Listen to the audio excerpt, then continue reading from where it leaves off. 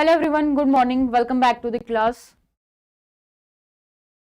एक बार फिर से आप सभी का स्वागत है स्टडी पोर्टल एकेडमी पर। तो आज की इस वीडियो में हम देखेंगे आपका एलडीसीई का पेपर। कल हमने कुछ टॉपिक्स डिस्कस किए थे regarding the admin and finance से, ठीक है। तो एडमिन एंड फाइनेंस के जो हमने कुछ टॉपिक्स डिस्कस किए थे उसी से आगे एलडीसीई में क्या क्या क्वेश्चंस पूछे गए थे वो हम आज की इस वीडियो में डिस्कस करेंगे। हेलो महेश्वरी जी। तो चलिए देखते हैं आज की क्लास में हम नेक्स्ट अगर हम बात करें तो एलडीसी प्रिंसिपल का एडमिन एंड फाइनेंस स्पेसिफिक जो सेक्शन है वो हम यहां पर डिस्कस करने वाले हैं कंप्लीट, ठीक है। तो वन बाय वन क्वेश्चंस देखेंगे। इससे पहले अगर आप लोग इस चैनल पर नए हैं और अगर आप principal, vice principal, assistant commissioner या फिर किसी भी टीचिंग एग्जाम की तैयारी कर रहे हैं तो आप इस चैनल को जरूर सब्सक्राइब कर लीजिए, साथ ही बेल आइकन को प्रेस कर लीजिए ताकि जैसे ही वीडियो अपलोड की जाती है उसकी नोटिफिकेशन आप सभी लोगों को मिल सके। इस चैनल पर इसी तरीके की प्रिंसिपल से रिलेटेड और बाकी एग्जाम स्पेसिफिक से रिलेटेड, टीचिंग एग्जाम से रिलेटेड काफी सारी वीडियोस आप लोग के लिए आती रहती हैं और टाइम टू टाइम यहाँ पर टेस्ट सीरीज हम शुरू करते हैं जिससे आपको आपके एग्जाम में बहुत फायदा होगा। इसके अलावा आप स्टडी पोर्टल एकेडमी ऐप को डाउनलोड कर सकते हैं। जो भी हम यहाँ पर डिस्कस कर रहे हैं ये सारी पीडीएफ आपको हमारी ऐप पर फ्री मटेरियल सेक्शन में मिल जाएंगी। कुछ फ्री टेस्ट भी हैं जो आप अटेम्प्ट कर सकते हैं। इसका लिंक आपको नीचे डिस्क्रिप्शन बॉक्स में मिल जाएगा। ये ऐप हमारे दोनों ही प्लेटफॉर्म एंड्रॉइड और आईफोन दोनों के लिए ही अवेलेबल है। जब भी आप हमारे ऐप डाउनलोड करते हैं तो यहाँ पर आपको पूरी इंफॉर्मेशन मिल जाती है। इस ऐप पर आपको live classes, recorded batches, test series और इंटरव्यू बैचेस भी, यानी कि one stop solution for all teaching exams आपको इस ऐप पर मिल जाता है। जैसे ही आप कोई भी कोर्स परचेज करते हैं इस तरीके के कंटेंट सेक्शन में आपको वेरियस फोल्डर्स मिलते हैं जिसमें आपको टॉपिक वाइज वीडियो, उसका पीडीएफ में कंटेंट प्लस उसके मॉक टेस्ट आपको एक साथ मिल जाते हैं ताकि आप आराम से अच्छे से तैयारी कर पाए। ऑनलाइन मॉक टेस्ट होते हैं जिसमें आप एनालिसिस कर पाएंगे आपकी परफॉर्मेंस कैसे इंक्रीज हो रही है और अगर कोई क्वेश्चन गलत है आपका तो क्या ठीक है, क्या करेक्ट एक्सप्लेनेशन है वो भी हम यहाँ पर देख सकते हैं। तो सबसे पहले अगर आप किसी भी प्रिंसिपल एग्जाम को टारगेट कर रहे हैं और क्योंकि अभी हम केवीएस एलडीसी के बारे में डिस्कस कर रहे हैं तो चांसेस है कि आप में से बहुत सारे लोग केवीएस की ही तैयारी अभी कर रहे हैं।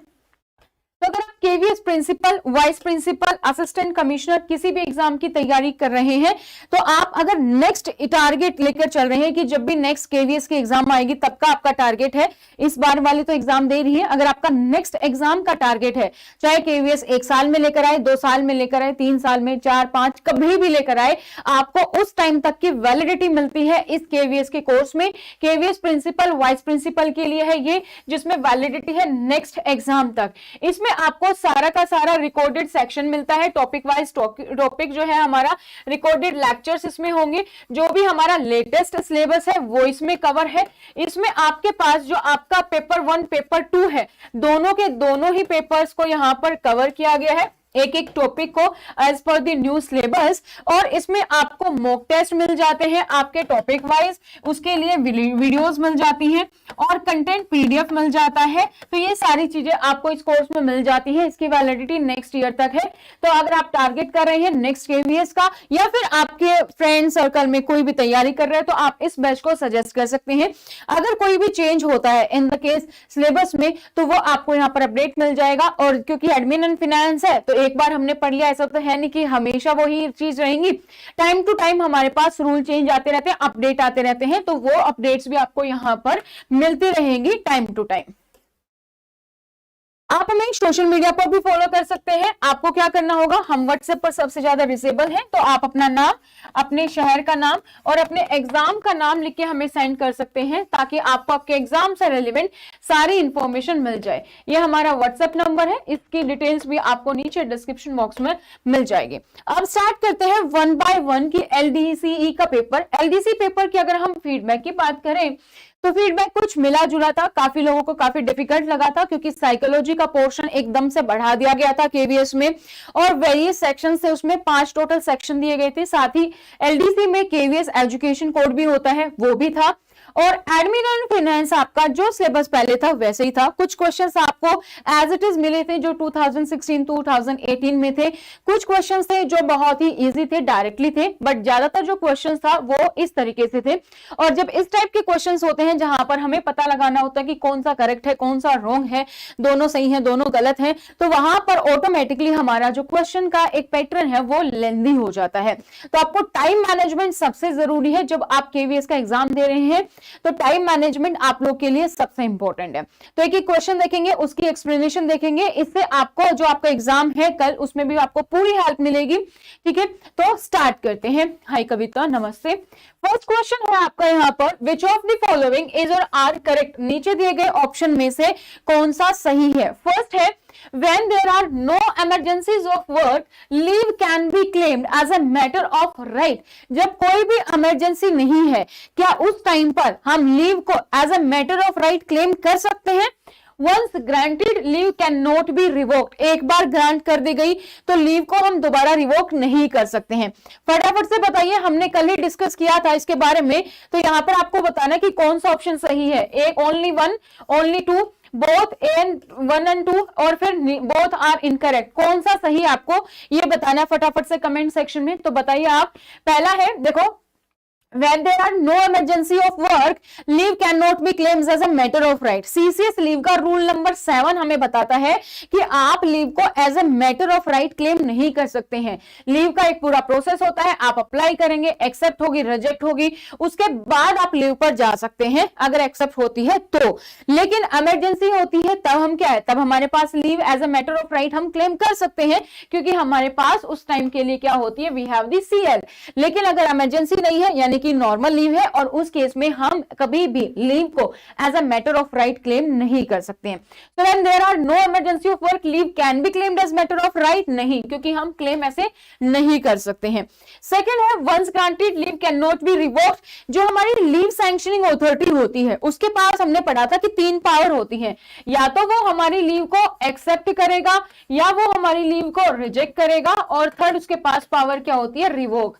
रिवोक का मतलब क्या होता है, आपकी लीव सैंक्शन है, आप लीव पर भी हो चाहे, लेकिन ड्यू टू किसी भी पब्लिक इमरजेंसी के कारण आपको वापस बुला लिया गया, रिवोक कर दिया गया। तो एक बार अगर लीव ग्रांट हो गई है तो उसको रिवोक किया जा सकता है। ठीक है, तो कैन नॉट बी रिवोक्ड है, यानी कि ये भी गलत हो गया। तो कौन सा स्टेटमेंट सही हुआ, ए बी सी डी में से हमारे दोनों के दोनों ही यहां पर जो है गलत हो गए हैं। सो यहां पर हमारा आंसर क्या हुआ, बोथ आर इनकरेक्ट। ठीक है, ऑप्शन डी जो है हमारा वो यहां पर हमारा करेक्ट है, बोथ आर इनकरेक्ट है। ठीक है, कई बार जब हम लीव रूल्स पढ़ते हैं, ऐसी चीजें पढ़ते हैं ना, हमें लगता है बहुत आसान सी चीज है, यहां से कुछ क्वेश्चंस पूछा नहीं जाएगा, लेकिन ये जो आसान सी स्टेटमेंट्स है यहां से हमेशा क्वेश्चन पूछा जाता है। और एक one of the favourite question है केवीएस का, जो हमेशा लगभग पूछा जाता है, एक एग्जाम छोड़ के अगले में मिल ही जाता है, वो भी हम देखेंगे।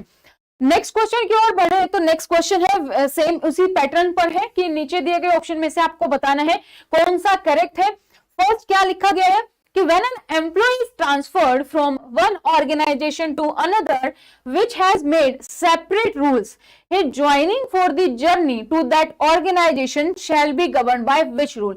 कि कोई भी एम्प्लॉय है और उसको क्या किया गया है, एक ऑर्गेनाइजेशन से दूसरी ऑर्गेनाइजेशन में ट्रांसफर किया गया है, कहां पर, जहां पर सेपरेट रूल्स हैं। ठीक है, जैसे कि हमने कल पढ़ा था, अगर कोई ए से बी में जा रहा है तो यहां पर उसके सीसीएस लीव रूल्स हैं, यहां पर नहीं है, यहां पर कोई अदर रूल्स हैं। ठीक है, तो सेम वे में यहां के लिए कोई अदर रूल्स हैं। तो he is joining for journey to that organization shall be governed by which rule। तो उसकी जो जर्नी है एक ऑर्गेनाइजेशन से दूसरी ऑर्गेनाइजेशन में कैसे रूल अप्लाई होंगे। फर्स्ट है those of the borrowing organization, क्या बोरोविंग ऑर्गेनाइजेशन वाले ही यहां पर अप्लाई होंगे।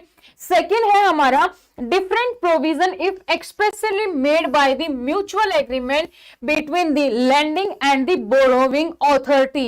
अब lending authority borrowing authority अगर आपको पता है तो ही आप इसका आंसर दे सकते हो। अब lending borrowing authority कौन है, इसने क्या किया है, एम्प्लॉय यहां पर गया है तो उसने क्या किया है, एम्प्लॉय को उधार लिया है। सो ये वाली जो ऑर्गेनाइजेशन है that is the borrowing authority, और इसने उधार दिया है लैंडिंग अथॉरिटी, ये वाली है हमारी। तो आपको बताना है कि अलग अलग प्रोविजन होंगे, पहले म्यूचुअली डिस्कस कर लेंगे कि भाई किसके रूल अप्लाई होंगे, लैंडिंग वाली के या बोरोइंग अथॉरिटी के, उसके अकॉर्डिंग होंगे। तो फटाफट से बताइए कौन सा ऑप्शन करेक्ट है।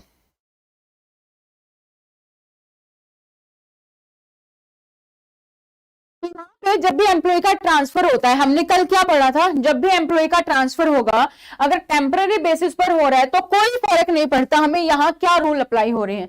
क्यों? क्योंकि एम्प्लॉय को पे यहां से मिलनी है, सैलरी ये वाला देगा, पेरेंट ऑर्गेनाइजेशन ये है, एम्प्लॉय यहां पर गया है तो वापस यहीं पर आ जाएगा, है ना। तो कोई फर्क नहीं पड़ता है। तो यहाँ पर दोज ऑफ बोरोइंग अथॉरिटी अगर टेम्पररी है तो ऑब्वियसली यही वाला होगा। सेकंड क्या है कि यहाँ पर हम म्यूचुअली भी एग्री कर सकते हैं कि कुछ टाइम के लिए, जैसे कि लैंडिंग अथॉरिटी या बोरोइंग अथॉरिटी की कुछ टाइम के लिए अगर ये वाले लीव रूल अप्लाई होंगे तो वो म्यूचुअली डिस्कस किया जा सकता है। तो दोनों के दोनों ही ऑप्शन हमारे यहाँ पर क्या है, बोथ ऑप्शन आर करेक्ट। ठीक है, दोनों ही करेक्ट है हमारे। सो ऑप्शन जो थर्ड है बोथ आर करेक्ट, वो हमारा यहाँ पर सही हो जाता है। नेक्स्ट क्वेश्चन की ओर बढ़े तो हमारा फिर से लीव रूल्स के बारे में क्वेश्चन है। नेक्स्ट पीछे वाला जो हमारा क्वेश्चन था that was from the CCS leave rule, कहीं ना कहीं 4, 5, 6, अदरवाइज हम उसको एफआरएसआर में कंसिडर कर सकते हैं। तो बेसिकली वही चल रहा है अभी हमारा। Which of the following is are correct, again कौन सा करेक्ट है वो आपको बताना है। हमारा क्वेश्चन किससे है, एक्स्ट्रा ऑर्डिनरी लीव से है। एक्स्ट्रा ऑर्डिनरी लीव पर कुछ बातें ध्यान में रखनी होती हैं। एक तो कि आपको इस पे कभी भी सैलरी नहीं मिलती है, ये हमारी वो लीव है जिसपे आपको सैलरी नहीं मिलती है। अब डिपेंड करता है किस रीजन से लिए, ये नहीं कि हमेशा नहीं मिलता, तो डिपेंड करता है किस रीजन से ली है। तो ईओएल को हम दो बेसिस पर ले सकते हैं। फर्स्ट है हमारा प्राइवेट अफेयर्स के बेसिस पर, सेकंड हमारा है कि हम ईओएल को मेडिकल ग्राउंड के बेसिस पर ले सकते हैं, यानी कि मेडिकल इमरजेंसी के टाइम पर ले सकते हैं। तो फर्स्ट ऑप्शन क्या कहता है, EOL on private affairs does not count as qualifying service for increment। जब भी कोई पर्सन डाइज नॉन करता है, लीव पर है लेकिन सैंक्शन नहीं है, ठीक है, जानबूझकर नहीं आ रहा है, किसी को इन्फॉर्म नहीं किया, एम्प्लॉय आया है लेकिन काम नहीं कर रहा है, ये सारे हम डाइज नॉन में कंसिडर करते हैं और उस टाइम के लिए हम EOL लगा सकते हैं, एक्स्ट्रा ऑर्डिनरी लीव लगा सकते हैं। ठीक है, तो एक्स्ट्रा ऑर्डिनरी लीव को हम क्वालिफाइंग सर्विस जब निकालते हैं उससे हम अलग करके चलते हैं अगर हमारा प्राइवेट अफेयर्स है। So EOL on private affairs does not count as qualifying service for increment, बिल्कुल करेक्ट है। सेकेंड है हमारा EOL on medical grounds count as qualifying service for increment. देखो मेडिकल ग्राउंड्स आ गया तो ये वाला एक्सेप्शन तो हमारे पास हर जगह पर है, राइट। ठीक है, अगर नहीं भी पता है तो EOL का हमारे पास क्या है, हर जगह पर ये वाला ऑप्शन है। तो EOL ऑन मेडिकल ग्राउंड्स हमेशा हम क्वालिफाइंग सर्विस के लिए उसको काउंट करते हैं। तो हमारा फर्स्ट भी करेक्ट है और सेकेंड भी करेक्ट है। तो एक्स्ट्रा ऑर्डिनरी लीव में क्या बातें याद रखनी है, एक्स्ट्रा ऑर्डिनरी लीव में कोई लीव सैलरी नहीं मिलती, दो तरीकों से मिलता है, या तो प्राइवेट अफेयर्स है या आपका मेडिकल ग्राउंड है। मेडिकल ग्राउंड को हम काउंट करते हैं बट EOL जो प्राइवेट अफेयर्स पे उसमें हम काउंट नहीं करते। अच्छा, कहां पे इफेक्ट पड़ता है, कैसे इंक्रीमेंट होता है, इंक्रीमेंट 2 बार होता है, एक बार जनवरी और एक बार जुलाई। अब ये डिपेंड करता है कि आपकी ज्वाइनिंग कब हुई है या आपका प्रमोशन, आपका इंक्रीमेंट कब हुआ है, एक जगह से दूसरी जगह ट्रांसफर, बहुत सारे वेरियस पर अफेक्ट पड़ता है। ऐसा नहीं कि किसी का हमेशा से जनवरी में होता है इंक्रीमेंट तो उसका हमेशा जनवरी में होगा, डिपेंडिंग जुलाई में भी हो सकता है, अगर उसका प्रमोशन बीच में हो गया, वहां से उसने पे फिक्सेशन ले ली, तो अलग अलग चीजों पे डिपेंड करता है, राइट। तो ये चीजें कि साल में 2 बार गवर्नमेंट करती है लेकिन एम्प्लॉय का एक ही बार होता है, या तो वो जनवरी में आएगा या वो जुलाई में आएगा। अगर जनवरी में है तो हम इंक्रीमेंट कैसे देखते हैं, 1 जनवरी से लेकर 31 दिसंबर तक देखते हैं। जुलाई में है तो हम यहां पर कैसे देखेंगे, यहां पर हम देखेंगे 31 अगस्त तक, जुलाई जून तक, 30 जून तक, ठीक है, 1 जुलाई से। तो इस साल में, पूरे साल में जो उसकी क्वालिफाइंग सर्विस है, अगर कोई भी एक्स्ट्राऑर्डिनरी पीरियड है, डाइज नोन है, उसको हटा के अगर क्वालिफाइंग सर्विस किसी एम्प्लॉय की ग्रेटर देन 6 मंथ्स है तो ही हम इंक्रीमेंट देते हैं। अगर EOL किसी का बहुत ज्यादा हो गया और इसके एक साल में, मान लीजिए ये वाला साल था, इसको इंक्रीमेंट मिलना था एम्प्लॉय को जन में, लेकिन यहाँ पे इसने 8 मंथ्स का EOL कर लिया, डाइज नोन कर लिया, extra ordinary and private affairs 8 months का हो गया, यानी कि क्वालिफाइंग सर्विस मेरे पास 4 मंथ की है, तो 4 मंथ की क्वालिफाइंग सर्विस में काम चलेगा नहीं क्योंकि 6 महीने से ज्यादा चाहिए तभी इंक्रीमेंट मिलेगा। तो ऐसे केस में हम इसका इंक्रीमेंट क्या कर देते हैं, पोस्टपोन कर देते हैं। तो क्वालिफाइंग सर्विस के लिए बहुत ज्यादा इंपॉर्टेंट इंपॉर्टेंट है कि आपकी ड्यूटी और ये सारी चीजें हो। क्वालिफाइंग सर्विस के बारे में हमें पता चलता है हमारे सीसीएस पेंशन रूल में, जहां पर डिटेल में दिया गया है कि कहां पे हम क्वालिफाइंग सर्विस को काउंट करते हैं और कहां पर हम उसको काउंट नहीं करते हैं। नेक्स्ट क्वेश्चन है हमारा, which of the following is और आर करेक्ट। नीचे दिए गए ऑप्शन में से अगेन कौन सा करेक्ट है ये आपको बताना है। An employee is appointed to another post in government on acceptation of the technical navigation. Later on, he rejoins the earlier post. The period spent in another department will. कोई भी person है, उसने क्या किया है, टेक्निकल नेविगेशन से उसने accept किया है, किसी दूसरी पोस्ट में वो एम्प्लॉय चला गया है, बाद में क्या हुआ, उसने दोबारा से रिज्वाइन कर ली है अपनी अर्लियर पोस्ट। तो जो भी पीरियड उसने स्पेंड किया है दूसरी ऑर्गेनाइजेशन में, पहले यहां था ए में, अब बी में चला गया, तो बी में जो उसने स्पेंड किया है, क्या हम उसको क्वालिफाइंग सर्विस में काउंट करेंगे या नहीं करेंगे। तो ऑप्शन 1 है not count for promotion but will count for seniority in earlier post. हम उसको प्रमोशन के लिए काउंट नहीं करेंगे, लेकिन हम उसको पोस्ट के लिए सीनियोरिटी के बेसिस पर जरूर काउंट करेंगे।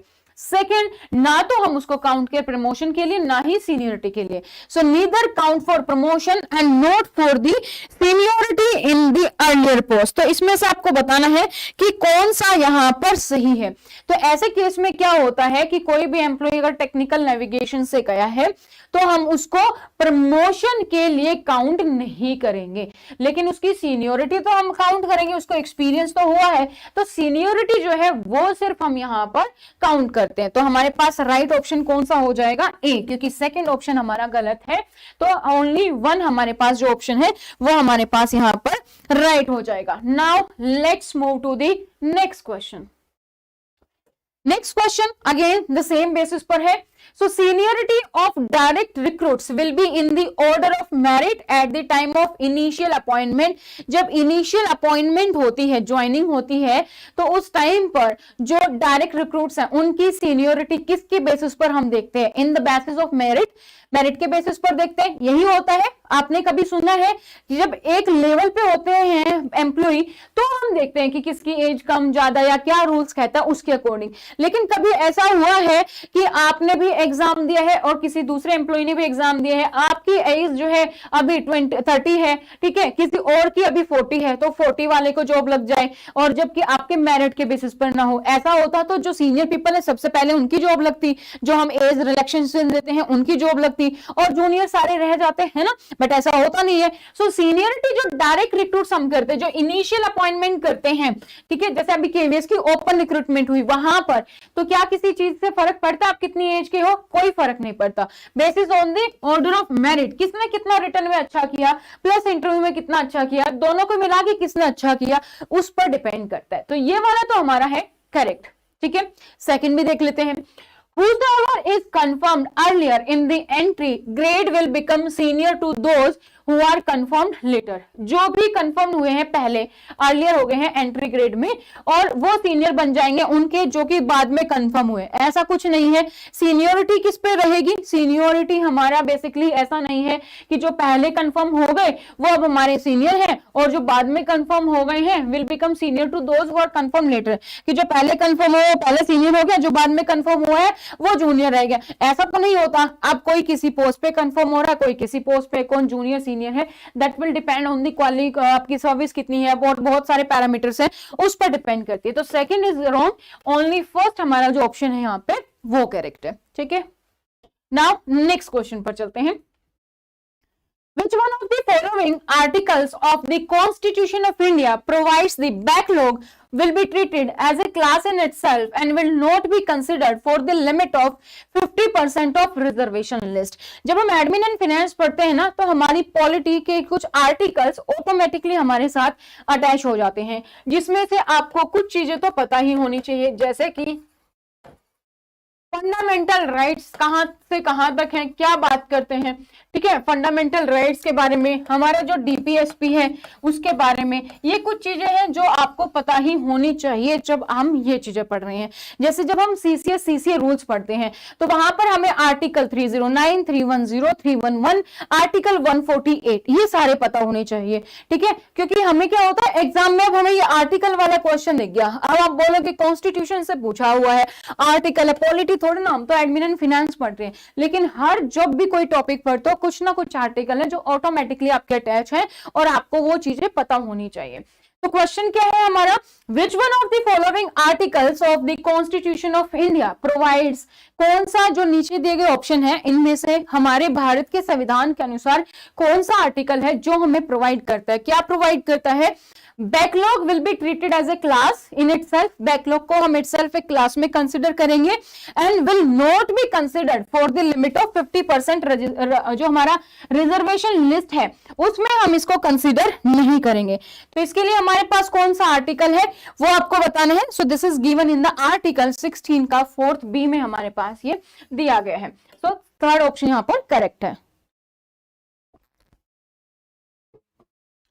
Now next question पर चले। Next question again the same pattern. First option क्या कहता है, where a person migrates from one state to another he can claim to belong to SC, ST, OBC only in relation to state। अगर कोई भी person है एक state से दूसरे स्टेट में मूव कर गया है, एक राज्य से दूसरे राज्य में माइग्रेट कर गया है, ठीक है, तो क्या जो वो SC, ST, OBC था ओनली इन रिलेशन टू जो स्टेट था to which he is originally belong and not in respect of the state in which he was migrated. अगर कोई भी एक स्टेट से दूसरे स्टेट में जाता है, सपोज कोई हरियाणा से अब पंजाब में जाता है, ठीक है, तो जो उसका यहाँ पे कास्ट सर्टिफिकेट होगा SC, ST, OBC, क्या वो इस स्टेट पे काम करेगा या फिर वो स्टेट स्पेसिफिक होता है कि सिर्फ हरियाणा के लिए बाकी लोगों के लिए नहीं करेगा, वो आपको बताना है। सेकंड क्या कहता है, there is no religious bar for being treated as ST और OBC but an SC necessarily has to be Hindu, Sikh और बौद्ध। क्या ऐसा है कहीं पर रूल कि हम बोले कि किसी भी कोई भी बार नहीं हमारे रिलीजन्स को लेकर कि SC, ST में है, ST OBC में बेसिकली कोई बार नहीं है कि किस धर्म के लोग होंगे, लेकिन SC में है कि हिंदू, सिख, बौद्ध होंगे। क्या कुछ ऐसा है हमारे पास, कभी ऐसा सुना है आप लोगों ने?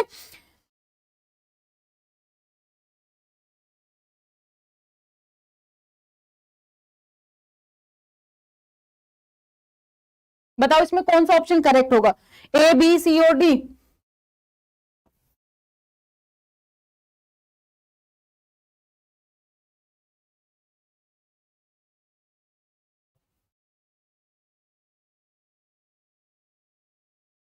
तो अगर इसको हम एग्जाम्पल के तौर पर लेकर देखें फर्स्ट वाले ऑप्शन को, तो DSSB के फॉर्म भरते हैं दिल्ली में, ठीक है, और जो बाहर के OBC वैसे हैं क्या वो उसमें काउंट होते हैं? नहीं होते हैं। इसी तरीके की हर एक स्टेट ने अपने स्टेट का कुछ कोटा दे रखा है कि इस स्टेट के इस पर्सन को हम यहाँ पर क्या देंगे, रिलैक्सेशन है हमारे पास। तो अगर मान लीजिए किसी को हरियाणा में फॉर्म भरनी है और वो हरियाणा का नहीं है, तो क्या SC, ST वहां पर अप्लाई करता है? वो नहीं, क्योंकि क्या होता है, लिखा होता है other than state will be considered in journal. तो जो भी किसी भी कैटेगरी के हो अगर हरियाणा से बाहर के हैं तो वो ऑटोमेटिकली हमारे लिए क्या है, जनरल कैटेगरी में है। तो ये तो आपका करेक्ट है फर्स्ट ऑप्शन की जो हमारा SC, ST, OBC है वो किसके अकॉर्डिंग होता है, स्टेट के अकॉर्डिंग होता है। इससे रिलेटेड आपको अपनी स्टेट में रिलैक्सेशन मिल सकता है, बाहर नहीं मिल सकता किसी, ठीक है। सेकेंडली कि कोई रिलीजियस बार नहीं है ST या फिर OBC में, लेकिन जो हमारी SC है, शेड्यूल्ड कास्ट है, वो हिंदू, सिख, बौद्ध इन्हीं में से है, बेसिकली ज्यादातर हमारी है भी इसी में से। सो हमारे यहाँ पर कौन सा ऑप्शन करेक्ट हो जाता है, यहाँ पर हमारे पास बोथ ही ऑप्शन जो है वो हमारे पास करेक्ट है, ठीक है। फर्स्ट, सेकंड, थर्ड, जो फर्स्ट सेकंड है दोनों ही ठीक है, तो बोथ द ऑप्शन करेक्ट, ये हमारा थर्ड ऑप्शन करेक्ट है। This is as per the KVS की, ठीक है। नेक्स्ट है हमारे पास which of the following correct, if reservation applies the extended zone for filling reserved vacancy will be 5 times the number of vacancy। अगर reservation apply होती है तो जो हम रिजर्व्ड वैकेंसी को फिल कर रहे हैं उसके एक्सटेंडेड जोन में हम कितना ले सकते हैं, जितनी भी हमारे पास नंबर ऑफ वैकेंसी उसका 5 टाइम। सेकेंड हमारे पास क्या कहता है, extended zone will be the same in promotion bye selecting with in group A। जो एक्सटेंडेड जोन होगा वो सेम होगा in the promotion with in the group A हम सेलेक्ट कर रहे हैं। तो फर्स्ट ऑप्शन यहाँ पे हमारा करेक्ट है कि जो हम रिजर्वेशन अप्लाई करते हैं तो कितना हम लेकर चलते हैं, 5 times the number of vacancy, ठीक है। फर्स्ट ऑप्शन हमारे यहाँ पर करेक्ट है, लेकिन जो हमारा सेकेंड ऑप्शन है ना वो करेक्ट नहीं है। तो ऑप्शन A ओनली 1 हमारा यहाँ पर करेक्ट हो जाता है। नेक्स्ट क्वेश्चन, नेक्स्ट क्वेश्चन है the reservation of person with disability. ये आपको पता है इतने ज्यादा क्वेश्चंस हम क्यों कर रहे हैं, क्यों इतने रिजर्वेशन के 2016 2018 में तो ऐसा कुछ था नहीं हमारे पास, क्योंकि हमारे पास 2 टॉपिक नए ऐड हुए थे। आपको पता है कॉन्स्टिट्यूशनल प्रोविजन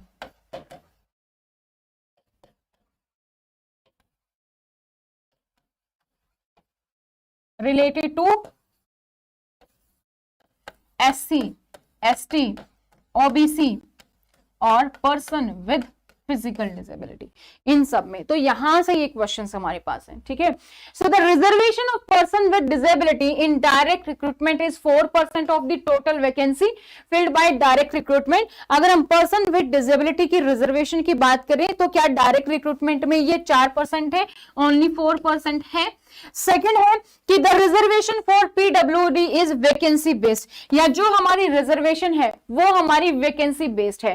तो अगर आपने अपना नोटिफिकेशन कभी ध्यान से देखा हो तो हमारे पास क्या है, एक तो हमारे पास वैकेंसी बेस्ड होता ही है, आप देखते हो ना ओबीसी के लिए कितनी है, जनरल के लिए कितनी है, SC ST के लिए कितनी है, फिर पर्सन विद डिसेबिलिटी के लिए कितनी है, पर्सन विद डिसेबिलिटी में भी डिफरेंट एलिजिबिलिटी के लिए वैकेंसी है कि नहीं। तो ये तो हमारे पास होता है। First option is correct. Now first जो हमारा ये है ये करेक्ट है। और जहां पर डायरेक्ट रिक्रूटमेंट में रिजर्वेशन की बात करें सो दैट इज 4%, तो ये भी हमारा करेक्ट है। तो बोथ 1 and 2 दोनों करेक्ट है। तो ऑप्शन कौन सा करेक्ट हो जाएगा, ऑप्शन 3 करेक्ट हो जाएगा। बोथ आर दी करेक्ट, ठीक है। Now next question, which of the following is or are correct? On merit concept means selection of the same standard as applied to general candidates. On merit का concept क्या कहता है, यानी कि same selection से हम स्टैंडर्ड्स अपनाएंगे जो कि हम किसी जनरल कैटेगरी के कैंडिडेट्स के लिए अपना रहे हैं। Candidates appointed on their own merit will lose their status of SC ST in future promotion.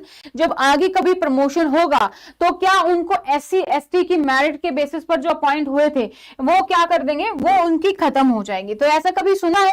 तो देखो SC ST की अगर हम बात करें कि SC ST पे आपने सिलेक्शन तो ले लिया, क्या प्रमोशन उसके बेसिस पर होता है? नहीं होता।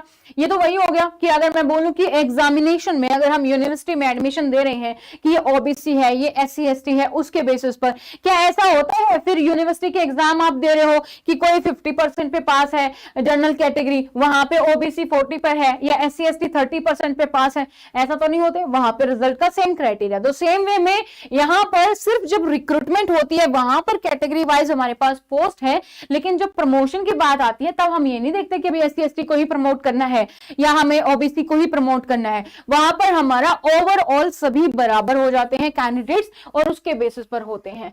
सो candidates appoint on their own post will lose their status of SC ST in future promotion.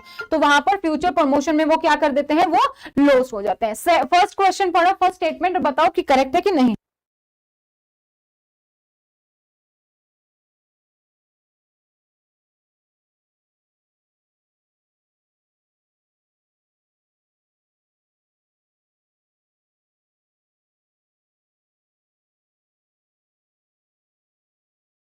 क्या कहता है, on merit concept mean selection on the same standard as applicable to general candidates.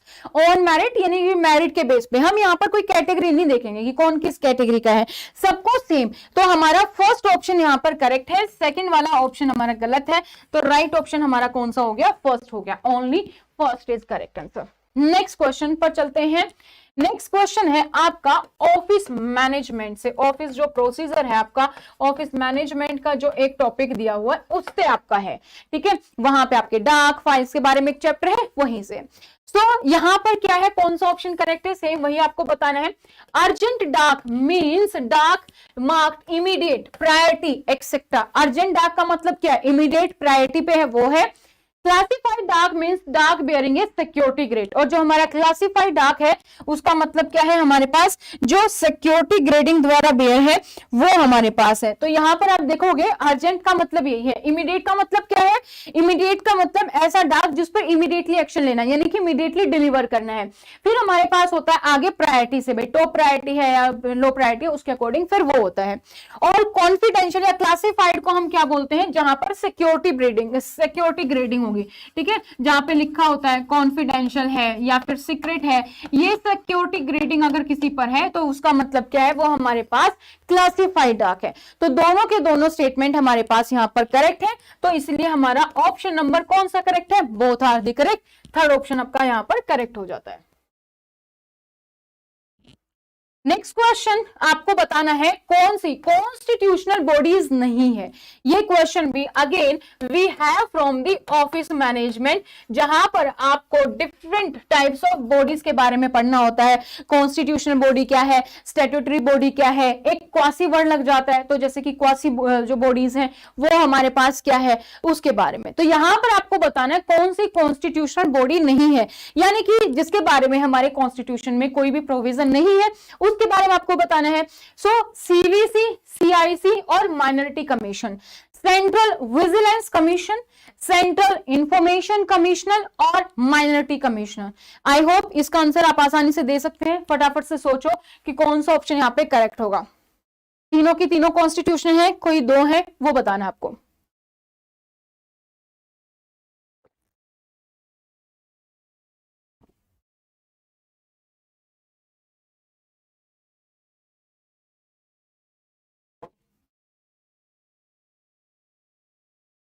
कौन सी body आपको लगता है कि जो constitutional body नहीं है, नहीं है बताना है जो नहीं है।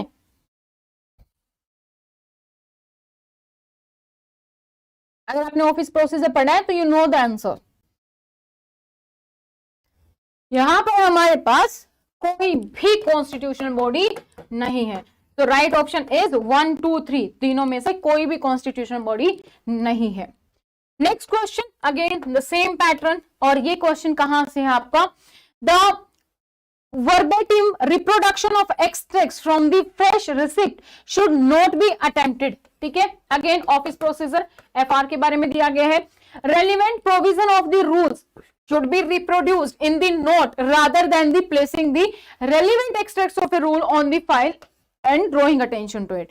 so फाइल के बारे में, हमारा डाक के बारे में, प्रेस रिसिप्ट, पीयूसी, सीआईएफसी, हमारा सीआरयू यूनिट, इन सब के बारे में कहां पर है हमारे पास ऑफिस प्रोसीजर में।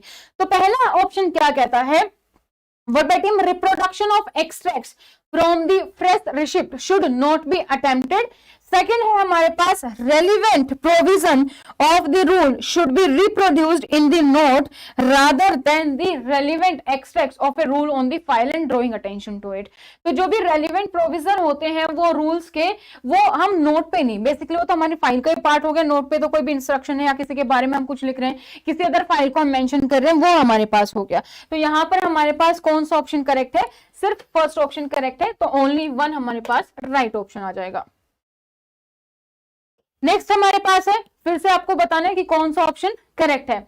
Semi official letter, again office management में आपका एक पार्ट आता है, और वो किसके लिए आता है, ऑफिशियल कम्युनिकेशन जो आप करते हो वो किस तरीके से करोगे उसके बारे में ये हमारे पास एक चैप्टर है। ठीक है, लेटर्स हो गया हमारे पास, प्रेस रिलीज है हमारे पास, ऑर्डर है, ऑफिस ऑर्डर है, ओएम है, उन सभी चीजों के बारे में हम ऑफिस कम्युनिकेशन में पढ़ते हैं कि ऑफिस में जो भी कम्युनिकेशन होगी कैसी होगी। So a semi-official letter should be addressed by an officer who is of the same level as the officer to whom it is addressed, one level below the officer to whom is addressed, two levels below the officer to whom is addressed। तो आपको बताना है semi-official letter, यानी कि official तो है नहीं, देखो है ना, नाम से पता चल रहा ऑफिशियल लेटर नहीं है, सेमी ऑफिशियल है कि आधा आधा टाइप ऑफ, कि कुछ जो है हमारा वो ऑफिशियल, so हम इसको डेमी ऑफिशियल लेटर भी बोलते हैं। ठीक है, तो सेमी ऑफिशियल लेटर में आप इसको कब यूज करते हो, जब आपको बहुत ज्यादा फॉर्मली बात नहीं करनी है, ऑफिशियली मेल नहीं करनी है हमें, ज्यादातर हम क्या है कि हम किसी ऐसे पर्सन को विद इन द डिपार्टमेंट, अपने ऑफिसर को हम मेल लिख रहे हैं जिसके साथ हमारा रिलेशन कैसा है, थोड़ा फ्रेंडली टाइप नेचर है। ठीक है, थोड़ा फ्रेंडली है, थोड़ा पर्सनल टच उसमें है, ऑफिशियल नहीं है। तो इसमें आपको बताना है कि इस लेटर को आप किस किस को लिख सकते हो। सेम लेवल का ऑफिसर होगा उसी को लिख पाओगे, या फिर एक लेवल जूनियर, या फिर दो लेवल जूनियर, ये आपको बताना है। तो बताइए फटाफट किसको लिख पाएंगे। तो देखो सेम लेवल को तो हम लिख ही पाएंगे, मैं मैनेजर हूँ, सामने वाला मैनेजर सेम लेवल पे, तो और जूनियर में तो कोई दिक्कत है ही नहीं। सो 1 लेवल हो, 2 लेवल हो या 3 लेवल हो, जूनियर में कोई प्रॉब्लम है ही नहीं, तो तीनों को लिख पाएंगे हम, सेम पर भी, 1 पे भी और 2 पे भी। तो हमारा कौन सा ऑप्शन करेक्ट हो गया, फोर्थ। फर्स्ट, सेकंड, थर्ड हमारे यहाँ पर करेक्ट हो गया। This is one of the most important chapter official communication, इसमें से 1-2 क्वेश्चन हमेशा आ जाता है, ठीक है। नेक्स्ट क्वेश्चन, तो कुछ हमें यहाँ पर सिंपल सा क्वेश्चन दिख रहा है काफी क्वेश्चंस के बाद। Where delay is anticipated in sending a final reply to member of parliament, an interim reply will be sent within how many days from the date of receipt? Again, इसके बारे में भी हमें ऑफिस मैनेजमेंट में timelines के बारे में बताया जाता है कि अगर कोई भी मेंबर ऑफ पार्लियामेंट, एमपी आपको कोई भी लेटर सेंड करता है, अगर आप उसका रिप्लाई नहीं कर पा रहे, आपको नहीं पता है क्या रिप्लाई करना है, तो एटलीस्ट इंट्रीम रिप्लाई चला जाना चाहिए। इंट्रीम रिप्लाई एटलीस्ट आप उस मेल को एक्नॉलेज कर दो कि बता दो कि आप इन प्रोसेस में हो, you will let them know या you will get back to them, उसके अकॉर्डिंग आप इंट्रीम रिप्लाई सेंड कर सकते हो। तो कितने टाइम लिमिट है कि अगर आपके पास कोई रिप्लाई नहीं है तो इंट्रीम रिप्लाई कितने दिन के अंदर चला जाना चाहिए। Where delay is anticipated in sending a final reply to member of parliament, an interim reply जो है आपका कहां तक हो जाना चाहिए, will be sent from how many days from the date of receipt, at least 1 month के अंदर तो आपको वो सेंड हो जाना चाहिए, ठीक है। So that is the time limit is 1 month, यानी कि 30 डेज के अंदर भी अगर आपने रिप्लाई नहीं किया है तो you should do at least the interim reply. Next question हमारा कहां से है, सीसीएस कंडक्ट रूल से 1964 से है। The term members of family include which of the following in terms of CCS conduct rules? जो फैमिली है हमारी, हम CCS conduct rules में बात करते हैं तो वो क्या कौन कौन यहाँ पे हमारा इंक्लूड है। फर्स्ट है wholly dependent step daughter not residing with the government servant.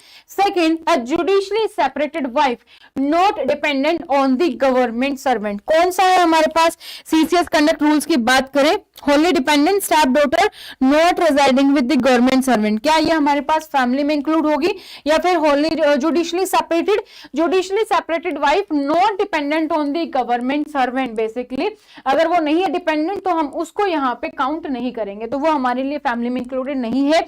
लेकिन होली डिपेंडेंट है, स्टेप डॉटर, फैमिली की बात करें कि फैमिली में हमारे पास फैमिली मेंबर, कोई रूल अप्लाई की बात नहीं कर रहे कि किसी को एलटीसी मिलेगा या पेंशन में कौन है क्या, जनरल एक फैमिली, तो हमारी डिपेंडेंट हो, कितनी बड़ी हो, स्टेप डॉटर हो, तो वो फैमिली में तो है, फैमिली में इंक्लूडेड है, गवर्नमेंट सर्वेंट के साथ रहे या ना रहे, फैमिली में हमारे पास यहाँ पर इंक्लूडेड है। तो हमारे पास ऑप्शन ए जो है हमारे पास वो करेक्ट हो गया है, ठीक है। लेकिन जुडिशली सेपरेटेड को हम यहाँ पर काउंट नहीं करते। जुडिशली सेपरेटेड हमारे पास कहाँ है, मेडिकल रूल्स में। कई लोगों का क्वेश्चन होता है जुडिशली सेपरेटेड हम बात करते हैं या फिर हम एक बोलते हैं डिवोर्स, दोनों में क्या फर्क होता है। So judicially separated is a process just before the divorce. Divorce लेने से पहले कोर्ट आपको बोलता है टाइम दे लो, मौका है आपके पास, आप डिवोर्स लेना चाहते हो नहीं लेना चाहते हो, तो जुडिशली सेपरेटेड हो जाते हैं दोनों, और ठीक है। तो वो जुडिशली सेपरेटेड के बाद next step is the divorce. Next question, which of the following is correct. यहां पर आपके पास एक सिलेबस में आरटीआई एक्ट दिया गया है, तो आरटीआई एक्ट जो सिलेबस में है उसके अकॉर्डिंग आपको यहां पर क्वेश्चन बताना है। राइट टू इंफॉर्मेशन एक्ट जिसका नाम है, तो फर्स्ट क्या है, subject to the provision of RTI act no government servant shall communicate any official document to anyone to whom he is not authorized to communicate such document। RTI act क्या कहता है कि कोई भी गवर्नमेंट सर्वेंट किसी भी official document को किसी भी ऐसे पर्सन को नहीं देगा जो कि जिसको कि वो ऑथराइज नहीं है कोई भी ऐसा डॉक्यूमेंट देने के। Second, no prior sanction is necessary for raising of funds in pursuance of philanthropic purposes। तो अगर आप फंड रेज कर रहे हो तो देखो वहां तो हमें सैंक्शन की जरूरत पड़ती है, तो फंड रेज करने के लिए हमारे पास सैंक्शन की जरूरत है। तो ये वाला तो गलत है, लेकिन ये बिल्कुल सही है कि आप किसी भी ऐसे पर्सन को तो इन्फॉर्मेशन शेयर नहीं कर सकते। अगर कॉन्फिडेंशियल इन्फॉर्मेशन तो आपको अपने पास रखनी है या आप ऑथराइज नहीं हो तो आप शेयर नहीं कर सकते हो। सो ओनली वन हमारा जो यहाँ पर है दैट इज करेक्ट, ठीक है। नेक्स्ट क्वेश्चन पर मूव करते हैं। Next question, again the same pattern. If the transaction is with a person having official dealing with the government servant, कहां से है हमारा क्वेश्चन, सीसीएस कंडक्ट रूल से है ये हमारा क्वेश्चन। क्या कहता है क्वेश्चन? क्वेश्चन कहता है कि अगर ट्रांजैक्शन किसी ऐसे पर्सन के साथ आप कर रहे हो, आप गवर्नमेंट ऑफिशियल हो, आप अपने पद पर बने हुए किसी के साथ भी आपकी ऑफिशियल डीलिंग है, कोई आपका वेंडर है, क्लाइंट है, किसी के साथ भी ऑफिशियल डीलिंग है, तो उसके रिस्पेक्टिव में कौन सा ऑप्शन करेक्ट है? If the transaction is a person who have official dealing with the government servant, prior permission is necessary irrespective of value of immovable property. अगर आप किसी ऑफिशियली डील करते हो, आप किसी पर्सन से, कोई क्लाइंट है, वेंडर है, उसके साथ आपकी डीलिंग है और आप इमूवेबल प्रॉपर्टी जो है वो ले रहे हो, तो क्या उसकी वैल्यू कितनी भी हो, आपको पहले परमिशन लेनी पड़ेगी, ये करेक्ट है। Second, prior permission is necessary irrespective of the value of movable property. Again movable property ले रहे हो तो भी प्रायर परमिशन जरूरी है। Third, only intimation is necessary in case of movable property if value does not exceed 2 months की basic पे। अगर आपके 2 महीने की बेसिक पे से ज्यादा नहीं है मूवेबल प्रॉपर्टी की अगर हम बात करें, तो वहां पर आपको क्या नहीं करना होगा, आपको वहां पर इंटीमेशन देनी होगी, कोई भी परमिशन लेने की जरूरत नहीं है। तो क्या लगता है आपको कौन सा करेक्ट है यहां पर?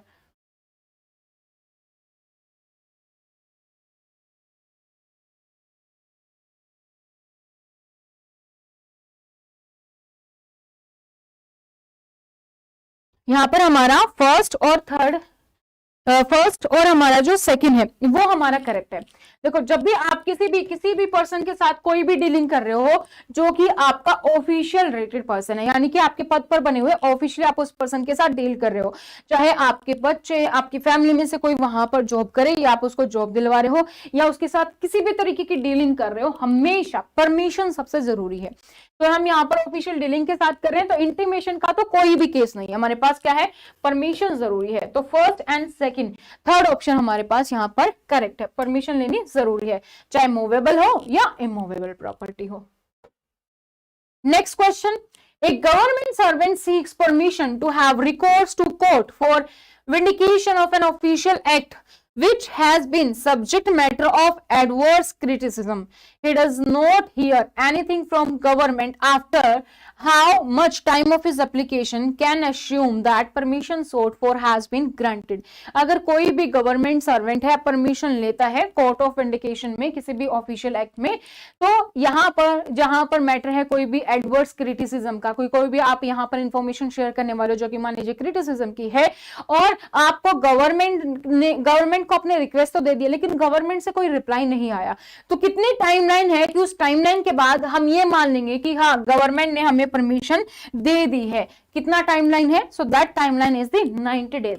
90 डेज तक भी अगर गवर्नमेंट कुछ रिप्लाई ना करे तो मान लो कि हमें परमिशन मिल गई, automatically deemed to be granted. अब कुछ बेसिक आसान से क्वेश्चन, पेपर है तो डिफिकल्ट के साथ इजी भी है, ये हमारा उस इजी में से है कि कोई भी गवर्नमेंट सर्वेंट कितने साल के कम एज के बच्चे से काम नहीं करवाएगा। आसान सा क्वेश्चन है, बताइए फटाफट। 12, 14, 16, 18, तो हमारा सीसीएस कंडक्ट रूल्स भी कहता है और हमारा आरटीआई एक्ट में भी और बाकी सारी चीजों में भी लिखा हुआ है, पोक्सो में भी मेंशन है। तो ये क्या चीज कहता है कि कोई भी पर्सन 14 साल से कम बच्चों से कोई भी काम नहीं करवाएगा। सो सेकंड ऑप्शन हमारे यहाँ पर करेक्ट है। नेक्स्ट हमारे पास सीधा स्ट्रेट क्वेश्चन है, क्या कहता है question, time limit prescribed by the vigilance manual for the issue of change sheet from the date of receipt of CVC advice is. देखो, कल हमने सीसीएस रूल पढ़े थे, सीसीए रूल्स, वहां पर मैंने आपको क्या बोला था, जब टाइम लिमिट की बात आए और हमारे पास एक वर्ड आ जाए, क्या आ जाए, एडवाइस, तो वहां पे आपको क्या कर देना, आंख बंद करके क्या ऑप्शन का टिक कर देना है, 30 डेज, ठीक है, 1 मंथ। तो टाइम लिमिट की अगर हम बात करें विजिलेंस मैनुअल में, अगर हमें यहाँ पर कोई भी एडवाइस लेनी है तो टाइम लिमिट इज 1 मंथ। और इसी तरीके से अगर हमारे पास आ जाए रिप्रेजेंटेशन, तो वहां पे हमें क्या लिख देना है, 15 डेज के टाइमलाइन हमें सेलेक्ट कर देना है, ठीक है, आंख बंद करके। लेकिन आपको आंख बंद करोगे जब रिप्रेजेंटेशन के लिए, तो आपको ये भी देखना है, ऐसा नहीं है कि मैक्सिमम टाइम कितना है, मैक्सिमम टाइम नहीं है, ये 1 टाइम है। अब किसी केस में 15 से 30 हो जाता है, 15 से 45 हो जाता है, लेकिन मैक्सिमम नहीं है, मिनिमम में, ठीक है। एडवाइस मतलब 1 मंथ, रिप्रेजेंटेशन मतलब 15 डेज, ठीक है। तो अगर अभी तक भी आप लोगों ने चैनल को सब्सक्राइब नहीं किया है, चैनल को सब्सक्राइब कर लीजिए, बेल आइकन को प्रेस कर लीजिए। इसी तरीके के और भी एग्जाम्स हमने प्रीवियस ईयर पेपर्स यहाँ पर डिस्कस किए हैं, केवीएस के, एनवीएस के, यूपीएससी के। अगर आप किसी स्पेसिफिक स्टेट प्रिंसिपल की तैयारी कर रहे हैं और उसका भी आपके पास प्रीवियस ईयर पेपर है, आप चाहते हैं हम यहाँ पर डिस्कस करें, तो आप हमें सेंड कर सकते हैं। जो आपकी स्क्रीन पर मोबाइल नंबर दिख रहा है 8447410108, इसी मोबाइल नंबर पर आप हमें व्हाट्सएप कर सकते हैं। उस पेपर को भी हम यहाँ पर डिस्कस करेंगे। क्वेश्चंस अभी और भी हैं, तो कहीं जाने की जरूरत नहीं है। We have the more questions, तो I guess approximate 70 questions were there. तो और इसके साथ साथ आप हमारी ऐप डाउनलोड कर सकते हैं, स्टडी पोर्टल एकेडमी। यहाँ पर आपको एंड्रॉइड और आईफोन दोनों के लिए अवेलेबल है, यानी कि प्ले स्टोर, ऐप स्टोर दोनों पर आपको मिल जाएगी। यहाँ पर आपको लाइव कोर्सेज, रिकॉर्डेड बैचेस, आपको उसके साथ साथ टेस्ट सीरीज और इंटरव्यू बैचेस भी अवेलेबल हैं। कंटेंट सेक्शन में आपको वेरियस फोल्डर्स मिल जाते हैं, जहां पर हर एक फोल्डर में आपको वीडियोस, पीडीएफ और टेस्ट उसके अकॉर्डिंगली मिल जाते हैं। टेस्ट सारे ऑनलाइन टेस्ट की फॉर्म में, जिससे आप अपनी परफॉर्मेंस चेक कर सकते हैं, साथ ही चेक कर सकते हैं कौन सा गलत था, आप ठीक है, और क्या उसका ऑप्शन जो है करेक्ट है। तो यहाँ पर एक इंपॉर्टेंट इंफॉर्मेशन जो आप लोग के लिए है, अगर आप या फिर आपके कलीग में, सर्कल में कोई भी केवीएस की तैयारी कर रहा है और उसका टारगेट है कि नेक्स्ट केवीएस क्लियर करना है, तो केवीएस का नेक्स्ट ईयर के एग्जाम की वैलिडिटी के साथ हमारे पास बैच है, जो कि रिकॉर्डेड मोड में अवेलेबल है। इस बैच को आप अभी परचेज कर सकते हैं और इसकी वैलिडिटी आपको मिलेगी नेक्स्ट केवीएस एग्जाम तक, चाहे वो 1 साल में आए, 2 साल में आए, कभी भी एग्जाम आए, आपको इसकी वैलिडिटी वहां तक मिलेगी। ठीक है, इसमें आपको सारी चीजें मिलती हैं, रिकॉर्डेड क्लासेस हैं, मॉक टेस्ट हैं, कंटेंट पीडीएफ है, ठीक है, और रिकॉर्डेड वीडियोस भी वहां पर हैं। और प्रीवियस ईयर पेपर्स आप हमारे यूट्यूब चैनल पर भी देख सकते हैं और आपको फ्री मटेरियल जो है वहां पर उसकी पीडीएफ में मिल जाएंगे। तो इस कोर्स को आप अभी परचेज कर सकते हैं। अभी हमारे पास यहाँ पर डिस्काउंट है, ये कोर्स आपको 25,000 में मिल जाता है 30,000 की बजाय, और यहाँ पर आपको वैलिडिटी मिलती है नेक्स्ट एग्जाम तक।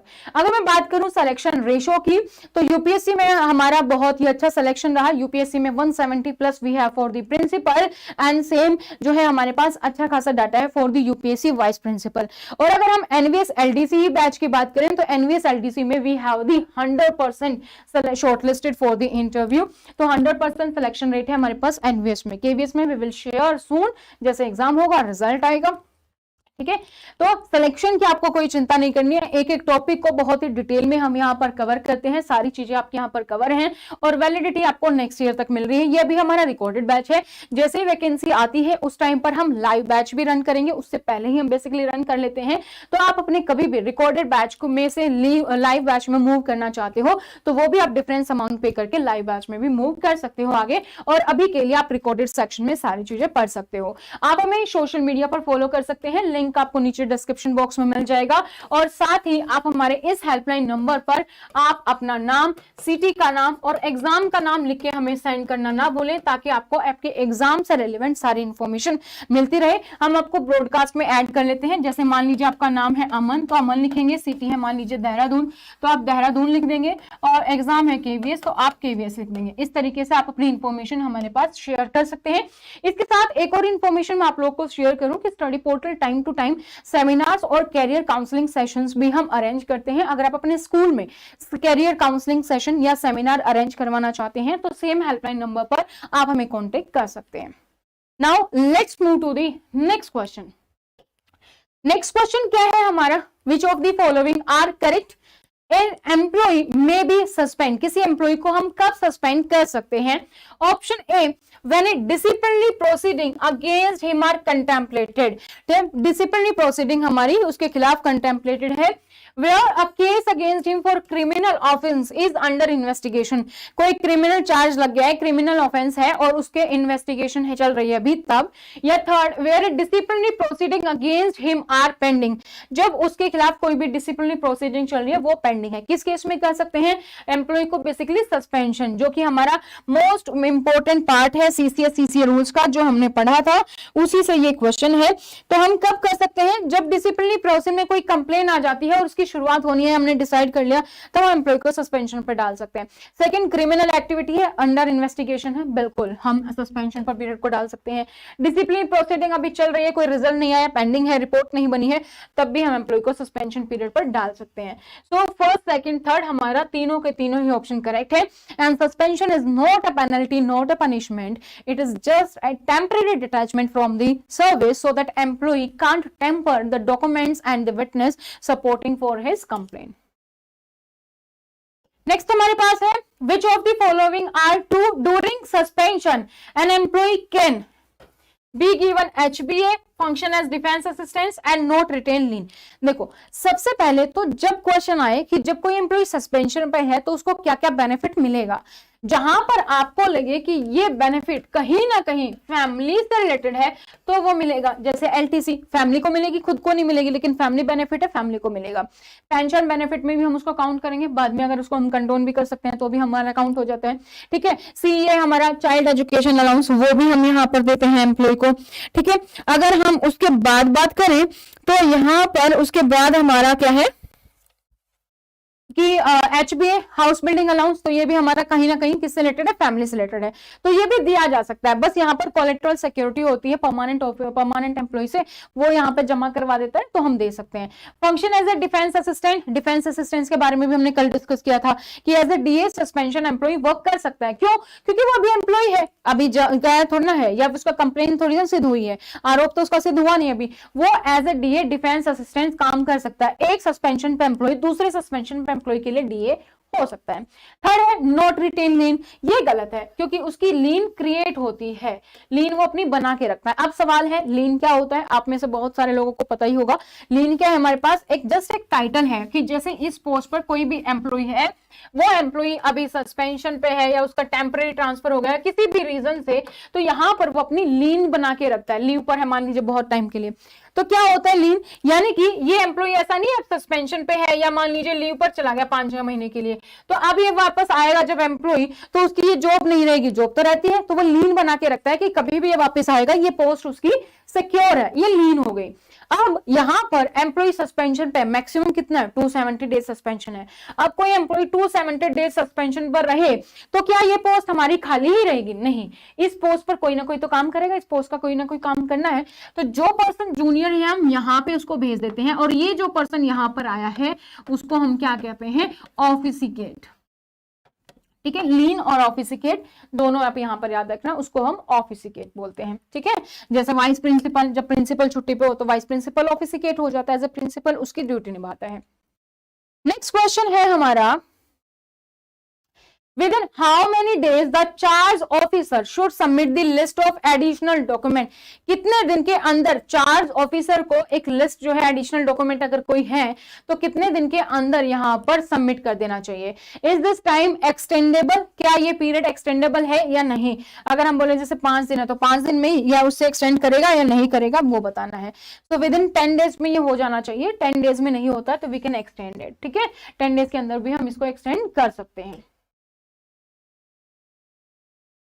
नेक्स्ट है हमारे पास, देखो अगेन हमारे पास टाइमलाइन, तो सीसीए सीसीएम में suspension, penalty and timeline is the most important. Within how many days a charge official shall be required to submit representation on inquiry report to the disciplinary authority? हमने क्या discuss किया था कि जहां पर हमें क्या वर्ड मिलेगा, रिप्रेजेंटेशन, हम आंख बंद करके क्या सेलेक्ट कर देंगे, 15 डेज। तो बस हमें स्टेटमेंट पढ़ने की भी जरूरत नहीं है, रिप्रेजेंटेशन वर्ड हमें दिख गया 15 दिन के अंदर। रिप्रेजेंटेशन कब कब हो सकती है, जब आपको चार्जशीट मिलती है चार्ज ऑफिसर को, तब रिप्रेजेंटेशन है। ठीक है, और यहां पर फिर जब उसकी इंक्वायरी रिपोर्ट बन जाती है ना, इंक्वायरी रिपोर्ट बनी, फिर डिसिप्लिनरी अथॉरिटी ने मान लीजिए कुछ पॉइंट्स डिसएग्री कर दिए तो फिर रिप्रेजेंटेशन दे सकता है। यूपीएससी से एडवाइस ली, फिर अपनी रिप्रेजेंटेशन दे सकता है। ठीक है, कुछ भी चेंज हो रहा है इस इंक्वायरी अथॉरिटी में, वो अपनी रिप्रेजेंटेशन दे सकता है।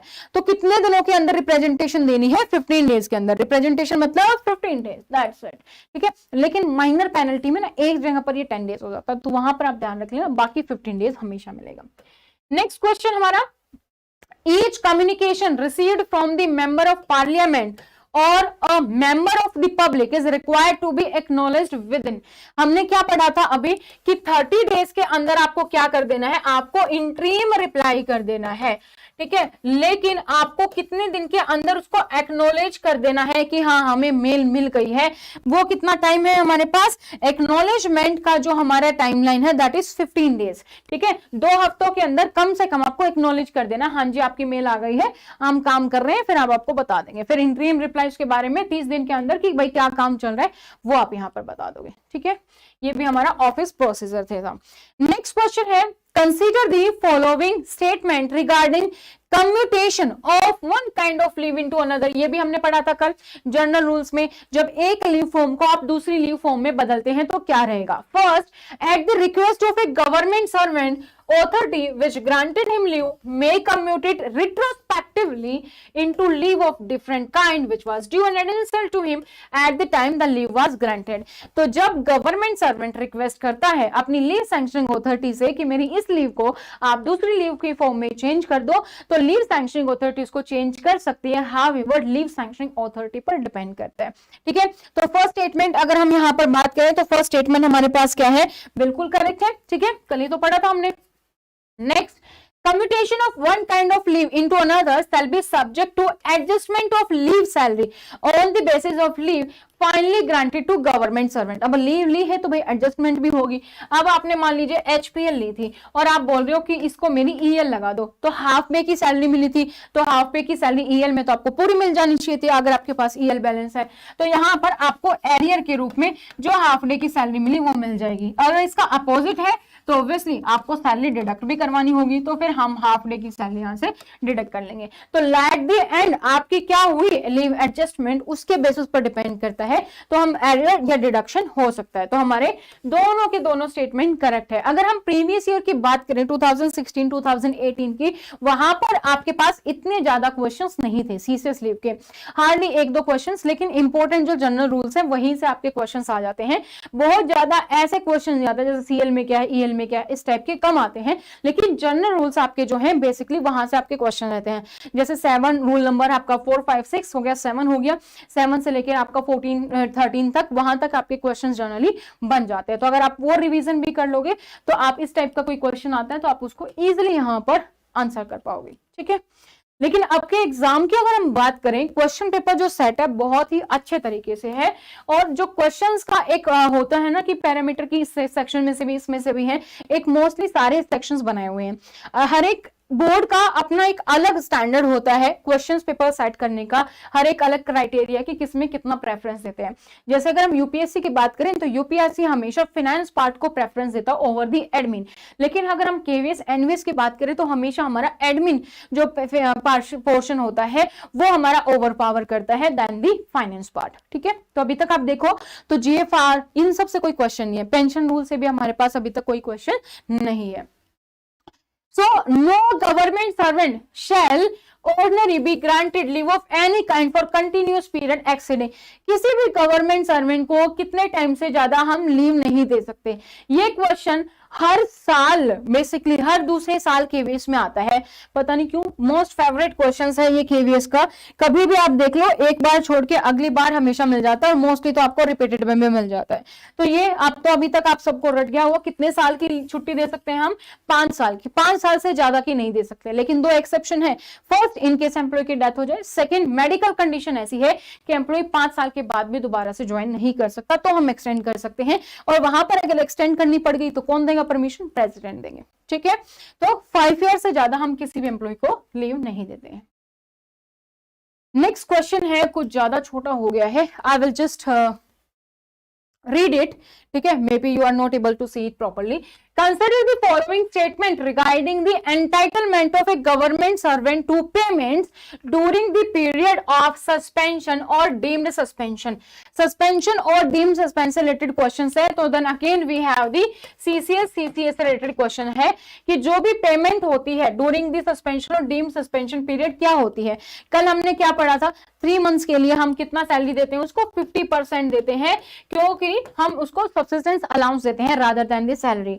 और अलाउंस कितना होता है, जितनी आपको सैलरी मिलती है एचपीएल पे उतना होता है। तो फर्स्ट 3 मंथ्स के लिए हम यहाँ पर देते हैं, 3 मंथ से 6 मंथ्स आगे 3 मंथ्स में हम इसको हर बार रिवाइज करते हैं, फिर आगे हम इसको 50% इंक्रीज या डिक्रीज कर सकते हैं। तो अगर मैं 50 का 50% करूं तो मेरे पास कितना आ जाएगा, 25 आ जाएगा, राइट। तो अब हम किस केस में बढ़ाएंगे, किस केस में घटाएंगे, अगर हमें लगता है कि इन्वेस्टिगेशन में डिले हो रहा है और एम्प्लॉय सपोर्ट नहीं कर रहा है तो वहां पर हम इसका 50% घटा देते हैं, यानी कि उसकी सैलरी हो जाती है सिर्फ 25%।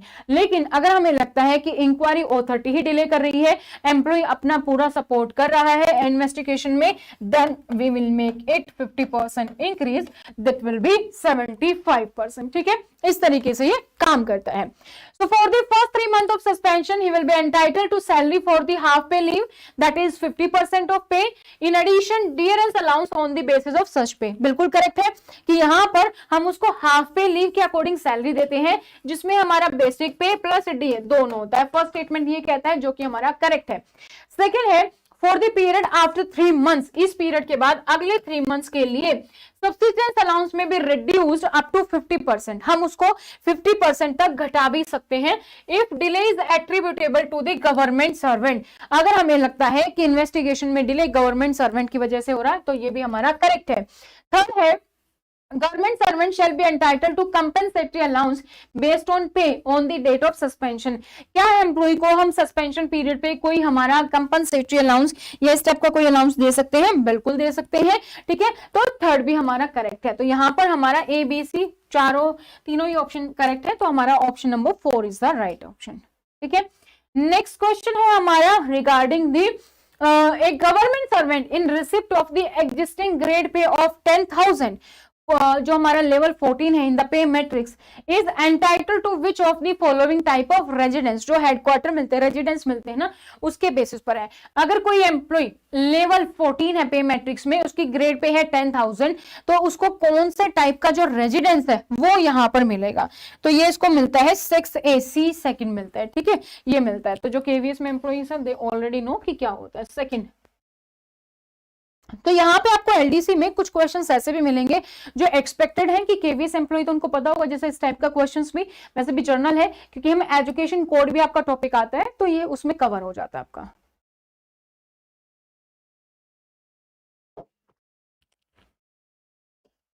नेक्स्ट क्वेश्चन है हमारा, in respect of which of the following types of accommodation unified waiting list shall be prepared, किसके अकॉर्डिंग कौन सा ऑप्शन है अकोमोडेशन का जिसमें यूनिफाइड वेटिंग लिस्ट हमारी प्रिपेयर होगी। Again this question is from the residence, और टाइप 1 से लेकर टाइप 6 के लिए हमारा होता है, that the second option is correct.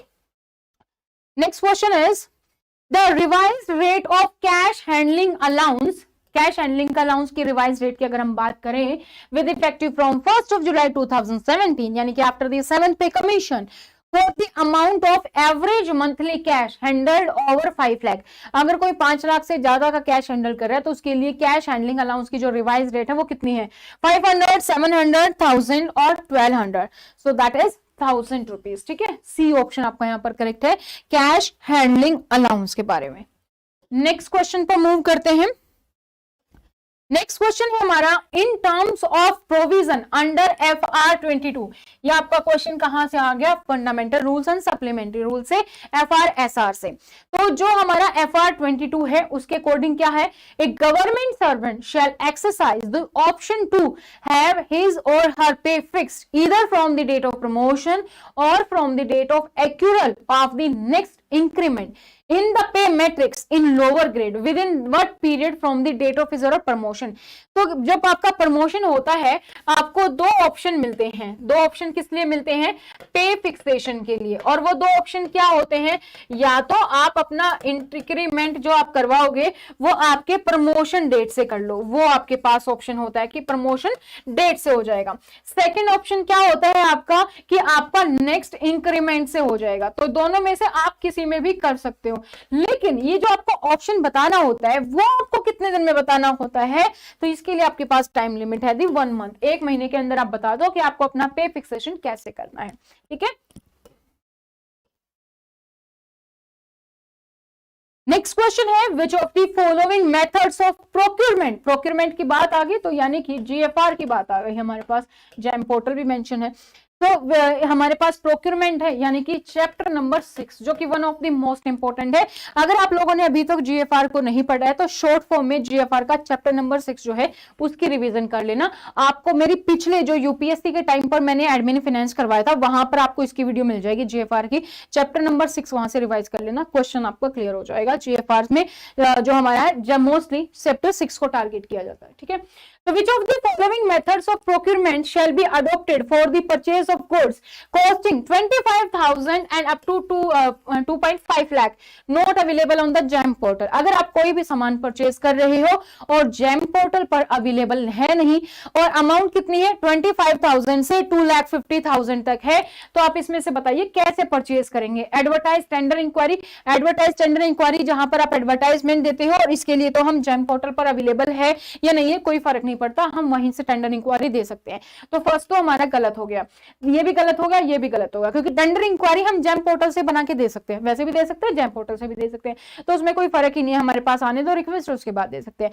तो जहां पर हमारे पास जेम पोर्टल पर अवेलेबल नहीं है और 25,000 से 2.5 लाख तक का अगर हमें कोई भी आइटम परचेज करना है तो वहां हम कैसे करेंगे, हम करेंगे एलपीसी। एलपीसी क्या है, हमारी लोकल परचेज कमेटी होती है, इसमें 3 मेंबर होते हैं। ये तीनों मेंबर मेक श्योर करेंगे कि जो सामान देख रहे हैं वही हमें मिला है, यानी कि जो स्पेसिफिकेशन है, जो रिक्वायरमेंट है कि क्या सामान चाहिए हमें, वही हमने ढूंढा है, वही चीज है हमारे पास। स्पेसिफिकेशन क्लियर है, साथ ही टाइम पर हमें मिल जाएगी, क्वालिटी सही है, क्वांटिटी भी पूरी हो जाएगी, ठीक है। जो सेलर है वो भी आपका ऑथेंटिक है, कभी ऐसा नहीं है कि गवर्नमेंट की तरफ से उसको कभी बार किया गया, कभी ब्लैकलिस्ट किया गया, ऐसा नहीं है, ठीक है। तो एलपीसी 3 मेंबर की कमेटी, फिर एक ज्वाइंट डिक्लेरेशन सर्टिफिकेट देना होता है कि हम इंडिविजुअली और साथ में, ठीक है। ऐसा नहीं है कि 3 मेंबर है तो 2 बोल देते यहीं से खरीद लेना, एक मना भी कर रहा है उसका मन करने को लेकिन वो फिर भी नहीं कर पा रहा क्योंकि जो है हमारा मेजोरिटी हो गई है 2, तो ऐसा नहीं है। इंडिविजुअली सेटिस्फाई होने चाहिए एंड आपका जो तीनों है, तीनों को मिला के भी ग्रुप में सेटिस्फाई होना चाहिए, तभी कोई परचेज होगी। So LPC is the right answer, ठीक है। एलपीसी हमारे पास राइट है। नेक्स्ट क्वेश्चन की तरफ मूव करें। नेक्स्ट क्वेश्चन हमारा क्या कहता है, in which of the following cases a government servant is required to furnish security in the form of a fidelity bond. Again we have the question from the GFR. GFR क्या कहता है, GFR में हमारे पास क्या होता है, देखो कि कुछ पोस्ट ऐसी है जहां पर हमें कैश या फिर स्टोर हैंडल करना है, कैश हैंडल करना है या फिर हमें स्टोर हैंडल करना है, और इस पर्सन को 2 बॉन्ड साइन करने होते हैं। One is the security bond, जैसे कि नाम से पता चल रहा है कि जो भी वो सामान हैंडल कर रहा है उसके लिए एक सिक्योरिटी अमाउंट उसकी डिपॉजिट करवा ली जाती है, सिक्योरिटी बॉन्ड है। नेक्स्ट हमारे पास होता है फिडेलिटी बॉन्ड। अब ये जो फिडेलिटी बॉन्ड है ये किस लिए है, जो वो सामान को, जो वो स्टोर को, कैश को हैंडल कर रहा है, कल को अगर उसके साथ कोई फ्रॉड हो जाए, वही फ्रॉड मिलके कर दे या चोरी हो जाए, कुछ हो जाए, तो उसके लिए क्या प्रोविजन है वो हमारे पास फिडेलिटी बॉन्ड में, ठीक है। तो आपको बताना है कि कौन से केसेस में गवर्नमेंट को एक फिडेलिटी बॉन्ड देना होगा।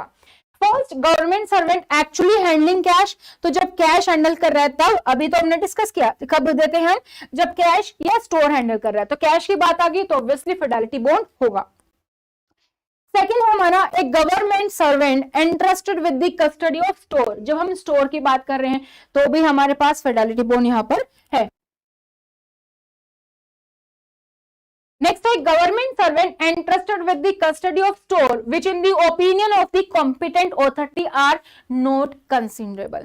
एक गवर्नमेंट सर्वेंट जिसको की कस्टडी ऑफ स्टोर दी गई है, लेकिन जो कॉम्पिटेंट ऑथोरिटी है हमारी, ठीक है, opinion of the competent authority, वो क्या कहती है, कस्टडी ऑफ स्टोर तो दी गई है गवर्नमेंट सर्वेंट को, लेकिन फिडेलिटी बॉन्ड देने की जरूरत नहीं है, ठीक है, उस पर ट्रस्ट करती है, तो हम नहीं करते हैं फिडेलिटी बॉन्ड साइन। लाइब्रेरी या फिर लाइब्रेरियन, लाइब्रेरी स्टाफ से हम कभी नहीं करते हैं, ठीक है। यहाँ पे एक और पॉइंट मेंशन नहीं है, अगर ड्राइवर है, गवर्नमेंट व्हीकल है, ड्राइवर है, उससे भी हम कभी फिडेलिटी बॉन्ड नहीं लेते हैं, या फिर कोई स्टेशनरी वाला आइटम है उससे भी हम फिडेलिटी बॉन्ड नहीं लेते हैं। तो कैश और स्टोर में हमारे पास है तो ए भी हमारे पास करेक्ट है। या फिर कोई टेम्परेरी पीरियड के लिए ऑफिसिकेट हुआ है, 4 महीने से कम के लिए हुआ, तब भी हम नहीं लेते हैं फिडेलिटी बॉन्ड। नेक्स्ट क्वेश्चन है, अब ये फटाफट से आप लोग मुझे बताओ, डिमांड ऑफ ग्रांट्स को लेकर, ठीक है। गारंटीज, एड्स एंड लोन का हमारे पास चैप्टर है, अगेन कहां पे, GFR।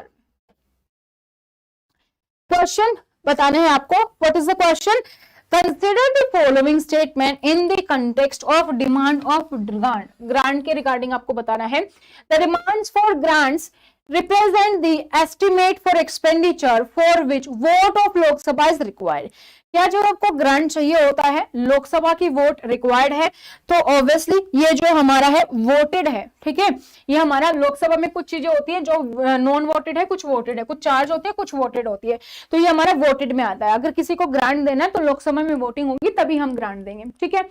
Second, one demand for grant is presented in respect of each ministry or department, irrespective of the size of ministry or department।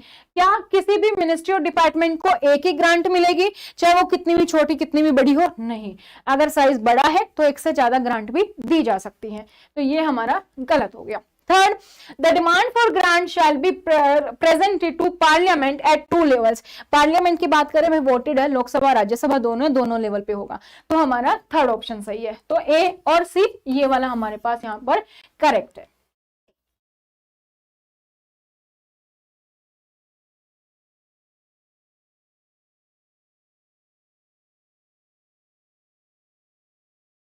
Next हमारे पास है अगेन GFR से question है, administrative ministry or department is required to set up a review committee to review the progress of work in respect of a project costing।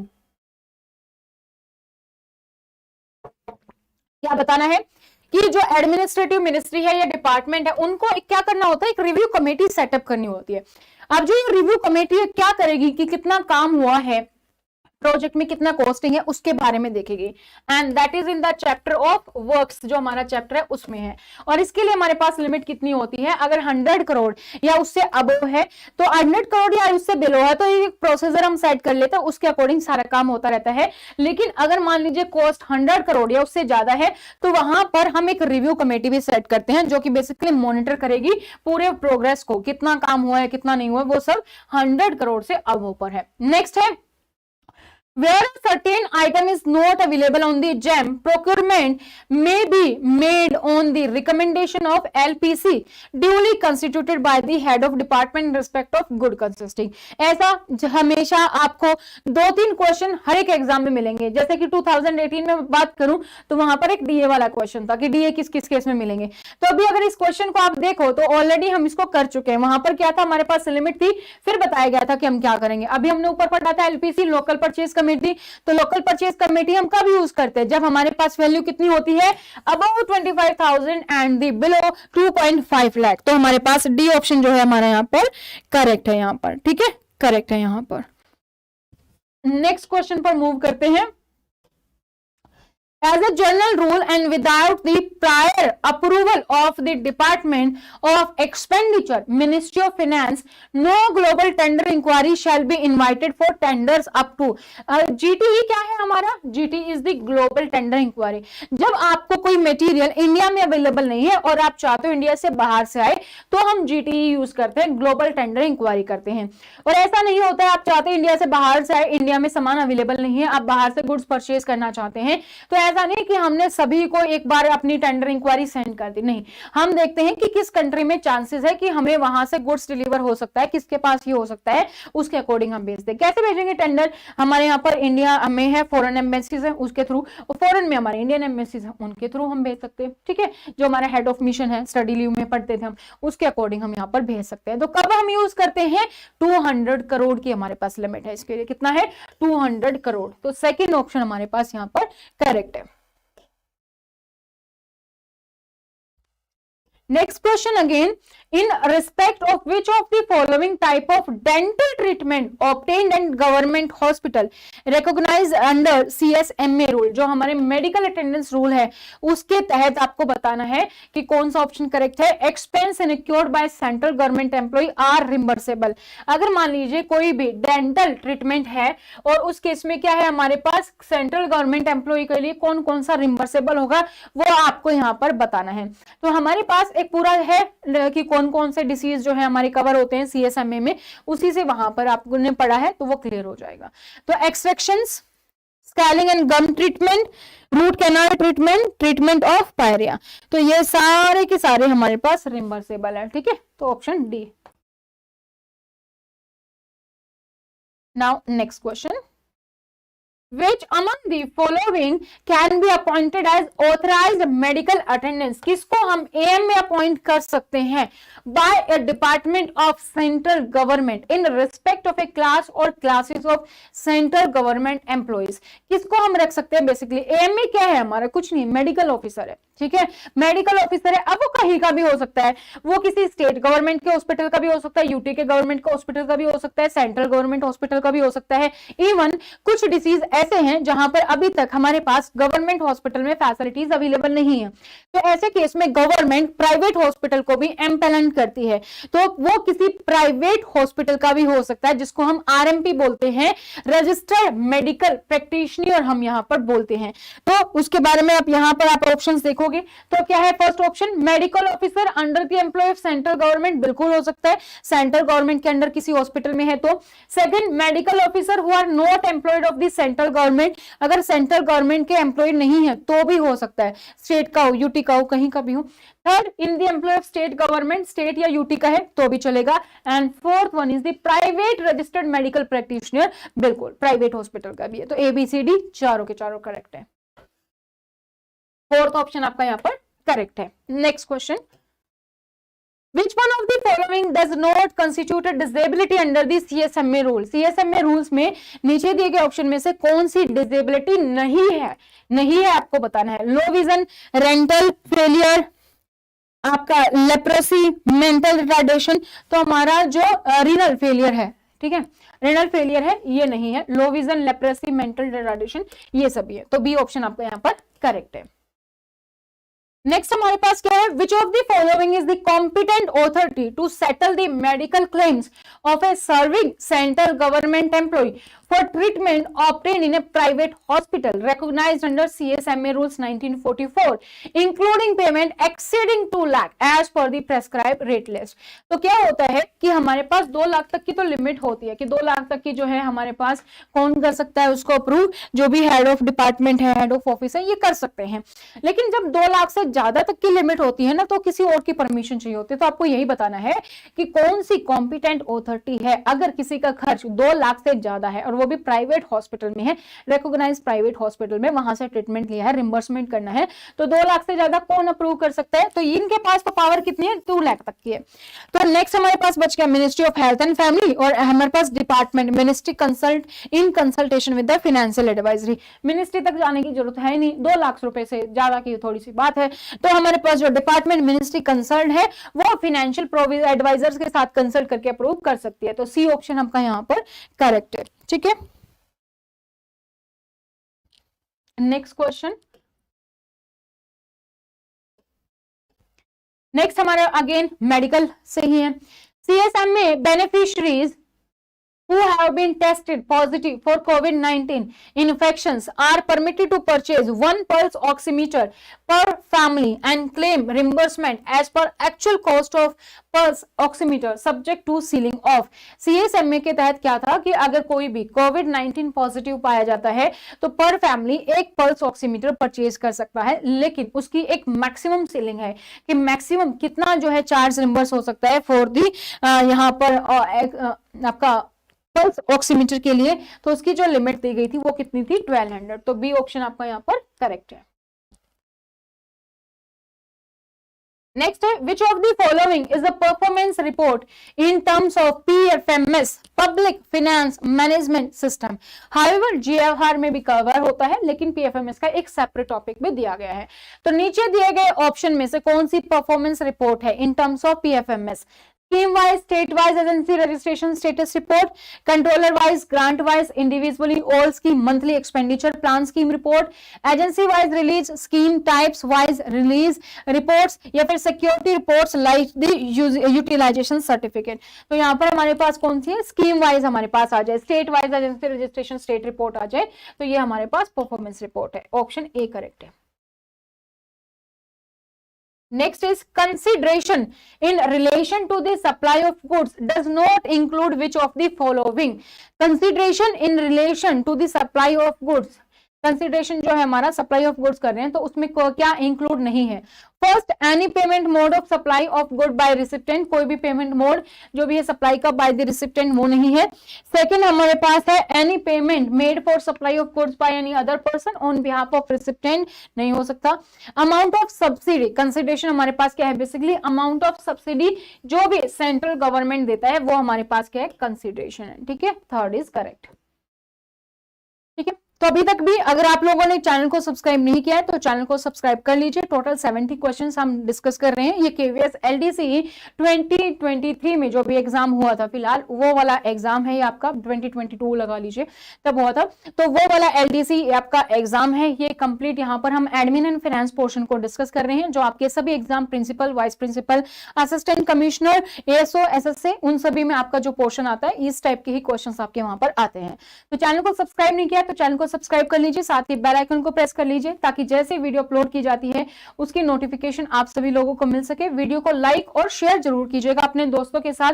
आप अपने WhatsApp पर, Facebook पर, अपने study groups में इस video को शेयर कर सकते हैं ताकि बाकी सब लोग भी प्रैक्टिस कर सकें. स्टडी पोर्टल एकेडमी ऐप को आप डाउनलोड कर सकते हैं, लिंक आपको नीचे डिस्क्रिप्शन बॉक्स में मिल जाएगा. दोनों ही प्लेटफॉर्म पर हमारी ये ऐप अवेलेबल है. यहाँ पर आपको live courses, recorded batches, test series, interview batches सभी मिल जाते हैं और आप अपनी परफॉर्मेंस को यहाँ पर इजिली ट्रैक भी कर पाते हैं. अगर आप फोकस कर रहे हैं किसी भी प्रिंसिपल एग्जाम का for the next year, for the next time, तो हमारे पास बैचेस अवेलेबल हैं. स्पेसिफिकली क्योंकि अभी हम केवीएस की बात कर रहे हैं तो केवीएस के लिए नेक्स्ट टाइम की वैलिडिटी तक आपके पास बैच अवेलेबल है जो कि रिकॉर्डेड मोड में होगा. इसमें नोट्स होंगे, इसमें क्लासेस होंगी, टेस्ट सीरीज होंगी, जो भी टाइम टू टाइम अपडेट आएंगी वो आपको सारी यहाँ पर अपडेट मिल जाएंगी जिस भी रूल में जो भी अपडेशन हो रही है. और साथ ही साथ आपको यहाँ पर अगर इनके सिलेबस में कोई भी चेंज होता है तो भी आपको सारे का सारे यहाँ पर मिल जाएगा. अभी हमारे पास डिस्काउंट ऑफर रनिंग है, आप इस कोर्स को परचेज कर सकते हैं इन द 25,000 ओनली. इसकी वैलिडिटी नेक्स्ट एग्जाम यानी कि कभी भी केवीएस का एग्जाम हो, चाहे 1 साल में हो, 2 में हो, 3 में हो, तब तक आपको इसकी वैलिडिटी मिलेगी. Now let's move to the next question. लेकिन उससे पहले आप हमें सोशल मीडिया पर फॉलो कर सकते हैं, लिंक डिस्क्रिप्शन बॉक्स में है. और आप अपनी डिटेल्स, नाम, शहर का नाम, एग्जाम का नाम लिख के हमें इस हेल्पलाइन नंबर पर जरूर शेयर कीजिएगा ताकि आपको सारी इंफॉर्मेशन एग्जाम से रिलेवेंट मिलती रहे. नेक्स्ट हमारे पास है assessment year means the period of 12 months commencing on which of the following year. तो असेसमेंट ईयर क्या है हमारा basically that is the financial year. और फाइनेंशियल ईयर हमारा कब से कब तक होता है? 1 अप्रैल से 31 मार्च ऑफ द नेक्स्ट ईयर. तो 1 अप्रैल यहाँ पर जहां पर भी हमें दिख रहा है that is the 4th option. तो 4th ऑप्शन हमारा करेक्ट है यहाँ पर. ठीक है, next question. Which of the following is admissible as standard deduction from the total arrived at income? नीचे दिए गए ऑप्शन में से कौन सा जो स्टैंडर्ड डिडक्शन है आपका वो है जितने भी इनकम आए उससे 25,000, 40, 50 या फिर 75,000 या फिर जो भी अमाउंट ऑफ दी सैलरी जो होगी उसमें से जो भी लेस होगी वो. तो स्टैंडर्ड डिडक्शन की अगर हम बात करें तो वी हैव दी 50,000 वाला ऑप्शन करेक्ट यहाँ पर, option C. Next question is interest on deposit. देखो यहाँ पर हम जो इनकम टैक्स वाले जो क्वेश्चंस है उसको मैं यहाँ पर बहुत ज्यादा डिटेल में डिस्कस नहीं कर रही हूँ क्योंकि हम इसको अगर हम कंपेयर करेंगे 23 से जो कि अभी हमारा फाइनेंशियल ईयर आ गया है, ठीक है, उससे अगर हम इसको कंपेयर करेंगे तो आप एग्जाम में अभी जा रहे हो, आपका एग्जाम है, वहां पर आप कंफ्यूज हो जाओगे क्योंकि 23 के अकॉर्डिंग वहां पे क्वेश्चन आएंगे नहीं. अगर कोई आया तो हम ओल्ड के अकॉर्डिंग आएगा और क्वेश्चन नहीं आया तो हमारे लिए बेनिफिट है. ठीक है, तो इसको मैं ज्यादा डिस्कस नहीं कर रही हूँ ताकि आप इसको एग्जाम, इस वीडियो को कभी भी बाद में भी अगर आप लोग देख रहे हो तो ये हमारा जो डाटा है that is up to the 2022 के अकॉर्डिंग 23 के फाइनेंशियल जो फाइनेंस बजट है हमारा उससे पहले का डाटा है. ठीक है, interest on deposit up to which of the following amount is allowed as per deduction under a subject 80. जो हमारा 80 टीटीबी होता है सीनियर सिटीजन के लिए ओल्ड रिजीम में, उनको कितना इंटरेस्ट मिलता है on the deposit? Up to कितना है? 50,000 तक का है. 4th ऑप्शन आपका यहाँ पर करेक्ट है. नेक्स्ट है for a total income of rupee more than 2 crore and less than 5 crore surcharge कितना लगेगा? 2 करोड़ से ज्यादा अमाउंट है और 5 करोड़ से कम है तो कितना सरचार्ज लगेगा वो आपको यहाँ पर बताना है. तो यहाँ पर अगर हम सरचार्ज की बात करें that will be the 25%. Again the D option correct है. नेक्स्ट है aggregate amount of reduction under section 80C 80CCC and sub section 1 of 80CCD should not extend, कितना एक्सटेंड नहीं होना चाहिए? 1 लाख, 1,25,000, 1,50,000 एंड 1,80,000। तो यहाँ पे हमारे पास ऑप्शन कौन सा करेक्ट है? 1,50,000, 1.5 लाख तक का हमें मिलता है। अगेन नेक्स्ट है हमारा NPS subscribe can not nominate a maximum of, जो हमारा नॉमिनी है कितने हो सकते हैं हमारे पास एनपीएस में? 1 2 3, तो 3 हमारे पास मैक्सिमम हो सकते हैं, ठीक है, 3 nominee is the maximum limit. Next हमारे पास अगेन एनपीएस से है, in new pension scheme system subscriber can normally exit at or after age of 60 year for tier 1 of pension system in case the subscriber would be mandatorily required to annuity his percentage wealth to the extent. कोई भी employ अगर 60 या उसके बाद exit कर रहा है, यानी कि या तो सुपर एन्युएशन या उसके बाद एग्जिट कर रहा है, तो एनपीएस हमारे क्या कहता है? 2 चीजें हैं, एक तो आपका म्यूट है आपका पूरा का पूरा, एक आपके पास एन्यूटी है। तो एन्यूटी आपको कितनी करनी पड़ेगी वो आपको यहाँ पर बताना है। तो एन्युटी हमारे पास कितना है? 40%। 60 आप कम्यूट कर सकते हो, 40% need to be goes into 40% यहाँ पर, ठीक है, वो हमारे पास होनी चाहिए। Consider the following statements regarding disability pension and invalid pension. 2 pension है हमारे पास, disability pension and the invalid pension, इसके बारे में बताना है। तो जो हमारी डिसेबिलिटी पेंशन है और इनवैलिड पेंशन है, क्या ये हमारे पास डिस्टिंक्ट है, यानी कि हमारे पास क्या अलग अलग है? The disability pension is regulated under the CCS EOP rules and invalid pension is regulated under the CCS pension rule। तो invalid pension हम कहां पर बोलते हैं? CCS pension rules में। और जो हमारा disability pension है वो हम कहां पे बात करते हैं? CCS EOP rules में। क्या आप में से फटाफट से मुझे कोई बता सकता है कमेंट करके what is the EOP? Anybody know what is CCS EOP rules? क्या होता है? What are EOP?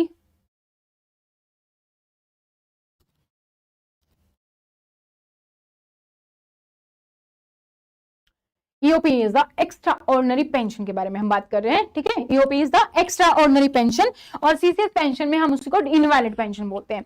The amount of disability pension and invalid pension should in no case exceed the last paid row, ठीक है, last paid रो से exceed नहीं होना चाहिए। तो इनवैलिड डिसेबिलिटी पेंशन कब है? जब भी कोई एम्प्लॉय मेडिकल कंडीशन के कारण आगे अपनी ज्वाइन नहीं कर सकता, जो फर्दर कंटिन्यू नहीं कर सकता, तब हम देते हैं। तो दोनों हमारे अलग अलग है, पता चल गया। एक हमारे पास EOP है, एक हमारे पास सीसी पेंशन रूल में, ये भी करेक्ट है। अमाउंट कितना होना चाहिए? जो भी लास्ट रो है उससे ज्यादा नहीं होना चाहिए। तो ABC हमारे पास करेक्ट है, 4th ऑप्शन यहाँ पर करेक्ट है इसके लिए। नेक्स्ट क्वेश्चन,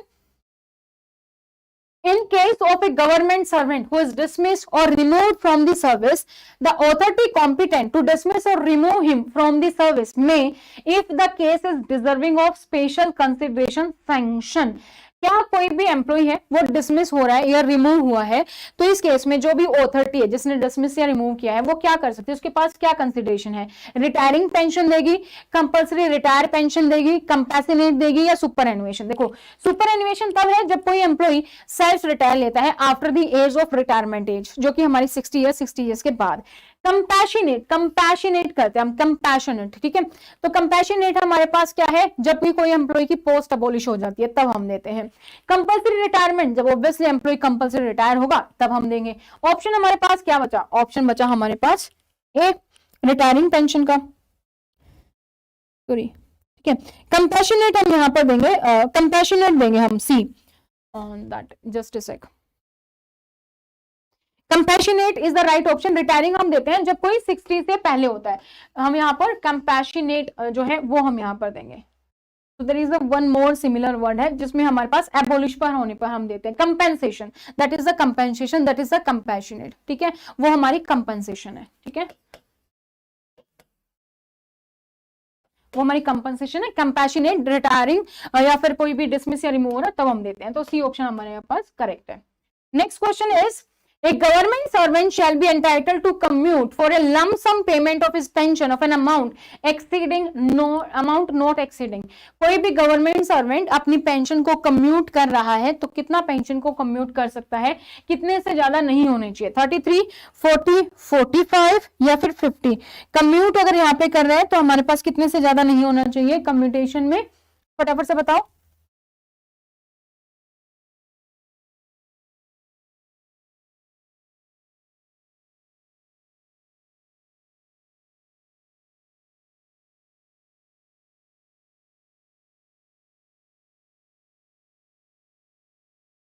यहाँ पर हमारे पास राइट ऑप्शन इज 40% ऑफ इसका पेंशन, यानी कि second option. Whenever the dearance allowance यानी कि DA rise by 50% of basic pay, the ceiling on gratuity will increase by। अगर आपका dearance allowance 50% से ज्यादा हो जाता है तो ग्रेजुएटी पे क्या असर पड़ेगा। हर एक जो भी पे कमीशन आता है जनरली वहां पे सब मेंशन होता है कि कितना क्या असर पड़ेगा। जैसे DA 25% हुआ तो किस किस चीज पर क्या क्या असर हुआ। इसी तरीके से जब DA 50% से ज्यादा हुआ कितना असर होगा, और जनरली हमारे पास कितना होता है 25%, तो ग्रेजुएटी हमारे पास कितना है 25% इफेक्ट हो जाएगा इस पर। Next है government servants with pay level in pay matrix 5 and below are not entitled to which of the following travel entitlements while traveling by train on training. जिसकी भी पे मैट्रिक्स कितना है 5 या उससे बिलो है तो उसको कौन सी ट्रेन का जो है यहाँ पर मिलता है वो आपको बताना है। ये हमारा क्वेश्चन है TADA रूल से, तो उसको कितना मिलता है AC सेकंड मिलता है, तो ये वाला सेकंड ऑप्शन हमारे पास करेक्ट है। Next question, The officers deputed as election observer by the Election Commission of India।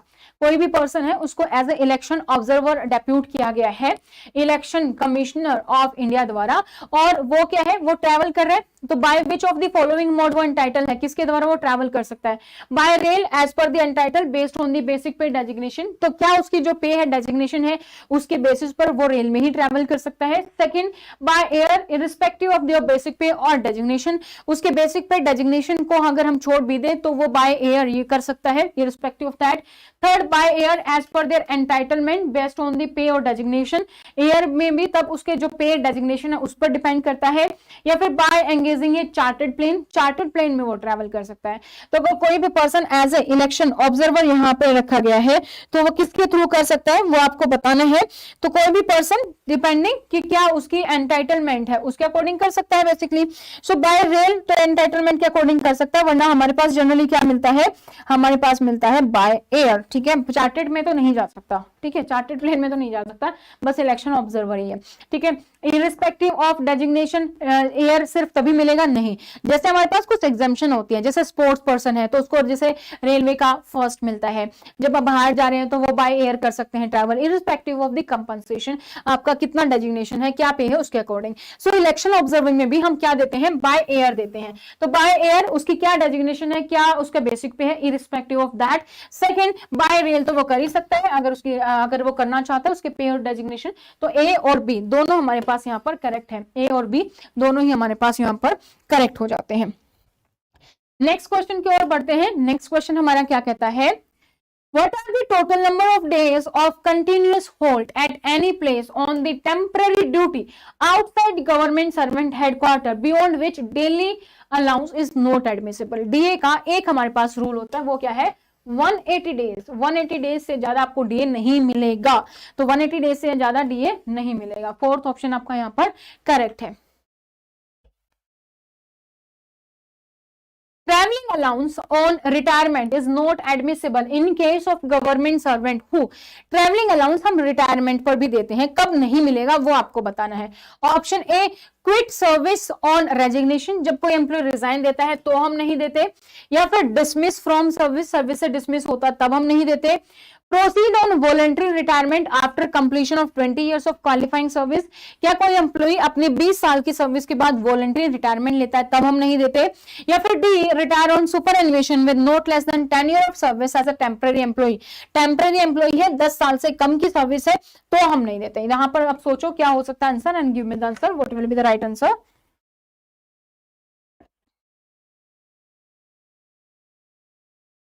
कौन सा ऑप्शन करेक्ट होगा।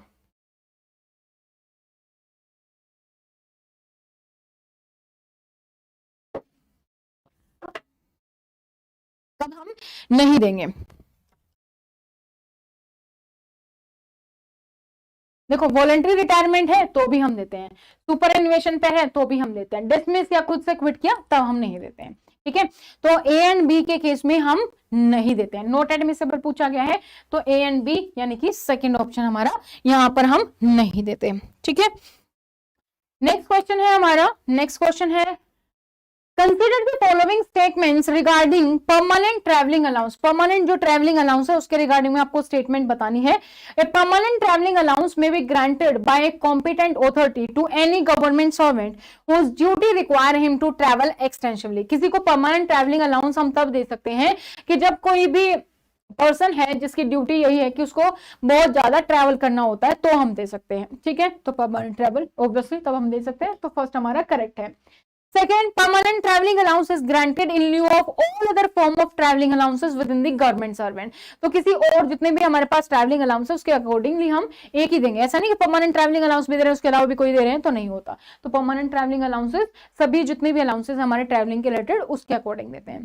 Third, permanent traveling allowance is drawn all year around whether the government servant is absent from the headquarter or not। permanent traveling allowance में हम कोई भी affect नहीं देते कि वो एक्चुअली में उस पर अफेक्ट पड़ रहा है कि नहीं, वो एब्सेंट है या नहीं है, उससे कोई फर्क नहीं पड़ता। तो हमारे पास कौन से करेक्ट है? हमारे पास तीनों ही करेक्ट है, A B C. The declaration of hometown once made shall ordinarily be treated as final। जब आपने एक बार होम टाउन को डिक्लेयर कर दिया तो हमारी क्या है? फाइनल है। लेकिन एक्सेप्शनल सर्कमस्टांसेस में जो कॉम्पिटेंट अथॉरिटी है वो ऑथराइज कर सकती है गवर्नमेंट सर्वेंट को कि वो अपना होम टाउन चेंज करवा सकते हैं। कल ही डिस्कस किया था, कितनी बार चेंज करवा सकते हैं? Only once in the life time entire service. तो वंस ऑप्शन जो है यहाँ पर आपका फर्स्ट ऑप्शन यहाँ पर आपका करेक्ट है। नेक्स्ट क्वेश्चन पर मूव करते हैं। नेक्स्ट क्वेश्चन है, consider the following statement in context of LTC rules के तहत आपको बताना है। Where LTC advance has been drawn by the government servant, the claim should be submitted within 1 month of the completion of return journey। जब भी किसी भी person ने LTC एडवांस लिया होता है तो विद इन 1 मंथ में उसको जर्नी के आके बस सबमिट करना होता है। बिल्कुल करेक्ट है, 1 मंथ के अंदर कंप्लीट बिल सबमिट करने होता है रिम्बर्स के लिए। The Ministry Department with the concurrence of financial advisor can admit the LTC claim if submitted within 3 months from the completion of return journey in case where advance has been drawn। बिल्कुल कर सकते हैं, अगर 1 month के अंदर नहीं submit हुए और एम्प्लॉय को रिलैक्सेशन मिलनी है तो वो 3 मंथ्स तक मिल सकती है। अगर नॉर्मल केस है तो 3 मंथ्स तक हमें बिल सबमिट करने होते हैं, रिलैक्सेशन 6 मंथ्स तक जा सकती है। Third, where advance is granted, government servant should produce the ticket within 10 days of withdrawal of advance। तो ये भी हमने कल डिस्कस किया था, जैसे ही एडवांस मिलता है उसके 10 दिन के अंदर हमें क्या करना होता है? बिल सबमिट करने होते हैं, टिकट सबमिट करनी होती है। किस लिए? कि आपने जो एलटीसी का एडवांस लिया आपने उसी पर्पस के लिए सबमिट यूज किया है। तो तीनों के तीनों हमारे पास करेक्ट है। तो we have the fourth option, A B C, तीनों करेक्ट है। नेक्स्ट है हमारे पास, स्पेशल जुवेनिल पुलिस यूनिट और local police shall report the matter to child welfare committee and special court within. आप लोगों ने अगर पोक्सो पढ़ा है, पोक्सो एक्ट में यहाँ पर है, good afternoon Manisha, POCSO act में है। पोक्सो एक्ट के अकॉर्डिंग आपको बताना है कि कितने घंटे के अंदर अगर पुलिस का मटेरियल स्पेशल जुवेनिल पुलिस को बेसिकली 24 आवर्स के अंदर रिपोर्ट करना होता है। So 24 hours, option 1 is correct here. Next है, in terms of protection of child from sexual offence act 2012, POCSO act 2012 के according where a false complaint has been made or false information has been provided by a child, punishment shall be for। अगर कोई बच्चा गलत complaint कर देता है तो क्या उसके लिए हमारे पास कोई सजा का प्रावधान है? हमारे पास नहीं है। No punishment shall be impose, कि उस बच्चे को हम कोई पनिशमेंट नहीं देते।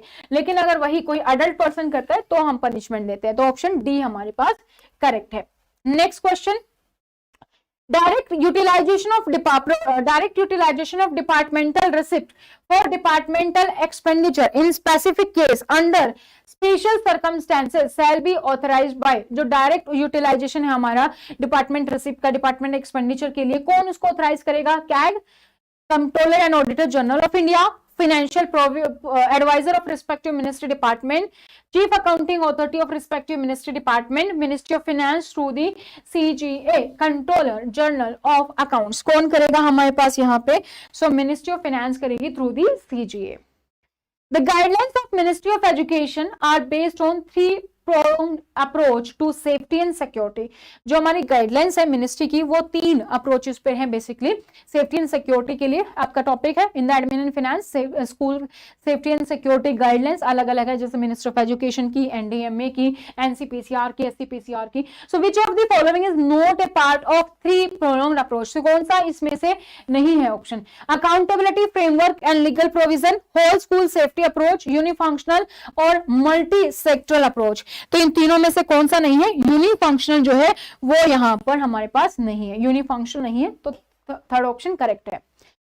Where offense relating to infrastructure security and safety is established, जब भी कोई भी ऑफेंस हुआ इंफ्रास्ट्रक्चर सेफ्टी सिक्योरिटी नहीं है, तो विच of the following legal provisions and rules shell get attracted in the context of accountability of school management?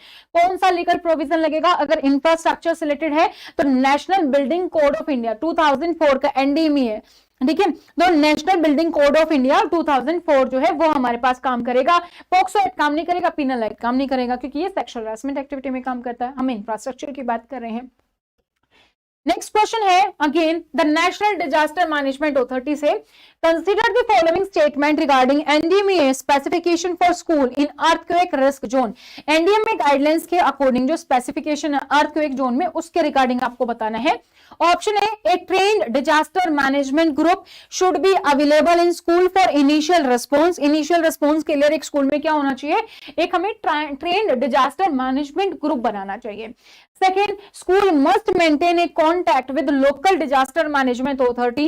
Local authority जो होती है डिजास्टर मैनेजमेंट अथॉरिटी, उनके साथ हमें कॉन्टैक्ट बना के रखना चाहिए, ट्रेनिंग कर सके, रीट्रेनिंग कर सके। Third, school must put on display the earthquake management and evacuation plan to be followed in case of emergency. अगर इमरजेंसी हो जाती है तो क्या होगा? वो इमरजेंसी प्लान भी होना चाहिए। तीनों में से आपको बताना है कि कौन सा हमारे पास करेक्ट है, और तीनों में से अगर हम बात करें तो तीनों ही करेक्ट है। इमरजेंसी प्लान भी होना चाहिए, लोकल से भी बात करनी है, और एक स्कूल में भी ट्रेन डिजास्टर मैनेजमेंट कमेटी होनी चाहिए। तो इसके लिए हमारा again fourth option ABC is the correct option. ये तो हम डिस्कस कर चुके हैं गाइडलाइंस वाला, ठीक है। तो अगर अभी तक भी आप लोगों ने चैनल को सब्सक्राइब नहीं किया है तो चैनल को आप सब्सक्राइब कर लीजिए। स्टडी पोर्टल आपको सभी टीचिंग एग्जाम्स की प्रिपरेशन करवाता है, यूपीएससी, केवीएस, एनवीएस या फिर आपके स्टेट लेवल का प्रिंसिपल एग्जाम हो। हम सभी एग्जाम्स पर फोकस करते हैं, पीआरटी, टीजीटी, पीजीटी, लेकिन मेन फोकस है प्रिंसिपल, वाइस प्रिंसिपल और असिस्टेंट कमिश्नर जैसी पोस्ट पर, जहां पर आपका एडमिन फाइनेंस पोर्शन पूछा जाता है। तो आप हमारे चैनल को सब्सक्राइब करके बेल आइकन को प्रेस कर लीजिए, ताकि जैसे ही वीडियो अपलोड होती है इस तरीके की टेस्ट सीरीज और आती है हमारे पास, या हम प्रीवियस क्वेश्चंस को डिस्कस करते हैं, प्रीवियस ईयर को या एमसीक्यू सीरीज लेकर आते हैं, तो उसकी नोटिफिकेशन आप सभी लोगों को मिल सके। इस वीडियो को लाइक और शेयर जरूर कीजिएगा अपने दोस्तों के साथ। अगर ये वीडियो लगती है आपके लिए बहुत हेल्पफुल है, कुछ ना कुछ कंसेप्ट आपके यहां से जरूर क्लियर होंगे, क्योंकि कल हमने थ्योरेटिकल किया था और आज हमने यहाँ पर क्या किया है? आज हमने यहाँ पर एमसीक्यूज किए हैं। साथ ही आप हमारी ऐप डाउनलोड कर सकते हैं, स्टडी पोर्टल एकेडमी। इसका लिंक आपको नीचे डिस्क्रिप्शन बॉक्स में मिल जाएगा। इस ऐप पर आपको live classes, recorded batches, test series और इंटरव्यू बैचेस, पूरे इंफॉर्मेशन यहां पर आपको मिलती है। कंटेंट सेक्शन में आपको पीडीएफ, आपके रिलेटेड वीडियोस और मॉक टेस्ट आपको यहां पर दिए जाते हैं, ताकि आप अच्छे से प्रैक्टिस कर सके। ऑनलाइन मोड में इस तरीके से आपके मॉक टेस्ट होते हैं। अगर आप टारगेट कर रहे हैं नेक्स्ट ईयर किसी भी प्रिंसिपल को या कोई भी आने वाली प्रिंसिपल की वैकेंसी को, तो हमारे पास बैचेस अवेलेबल हैं। केवीएस, एनवीएस, यूपीएससी या फिर किसी भी स्टेट लेवल प्रिंसिपल के लिए आप हमारे साथ जुड़ सकते हैं। आप हमारे live batch, recorded batch join कर सकते हैं। तो अभी के लिए अगर आप केवीएस को टारगेट कर रहे हैं नेक्स्ट ईयर के लिए, तो हमारे पास बैच अवेलेबल है जो कि 30,000 है। अभी के लिए आपको सीधा 5,000 का डिस्काउंट करके 25,000 का ये कोर्स मिलता है, जिसमें आपको कंप्लीट रिकॉर्डेड सेक्शन में पूरी की पूरी वीडियोस मिल जाती है। इसकी वैलिडिटी आपके नेक्स्ट ईयर तक, या जब भी आपका नेक्स्ट केवीएस एग्जाम होगा तब तक होगी, चाहे वो 1 साल में हो, 2 में हो, कभी भी हो। तो आपको घबराने की जरूरत नहीं है, इसमें पूरा का पूरा कंटेंट अपडेट होता रहेगा। आप हमें सोशल मीडिया पर फॉलो कर सकते हैं, साथ ही आप हमें व्हाट्सएप कर सकते हैं अपनी डिटेल के साथ, नाम, सिटी और एग्जाम के साथ, ताकि आपको पूरी की पूरी इंफॉर्मेशन मिलती रहे। सपोज आपका नाम है ज्योति, सिटी है दिल्ली और एग्जाम है केवीएस वीपी, तो आप इस तरीके से मेंशन करके हमारे साथ शेयर कर सकते हैं। स्टडी पोर्टल आपको ब्रॉडकास्ट में ऐड कर लेगा, आपको पूरी इंफॉर्मेशन मिलती रहेगी। अगर कोई भी प्रिंसिपल का एग्जाम है, एलडीसी है, लाइव है, किसी भी स्टेट प्रिंसिपल का एग्जाम है, आप चाहते हैं हम यहाँ पर सोल्व करें, तो आप हमें उसकी पीडीएफ इसी नंबर पर सेंड कर सकते हैं। तो ये थी दोस्तों आज की ये वीडियो। आई होप ये वीडियो आपको बहुत पसंद आई होगी, तो इसको आप अपने दोस्तों के साथ शेयर करना बिल्कुल भी ना भूलें। और जिसका भी कल एग्जाम है, all the very best for your exam. बहुत ही अच्छे से एग्जाम देना। स्टे स्टेटमेंट अच्छे से पढ़ना, फिर एग्जाम देखना, एग्जाम में देखना कि क्या पूछा गया है, सही है या सही नहीं है, ये पूछा गया है। कुछ बातों का ध्यान रखना और all the very best for your exam. Thank you so much, bye bye, take care.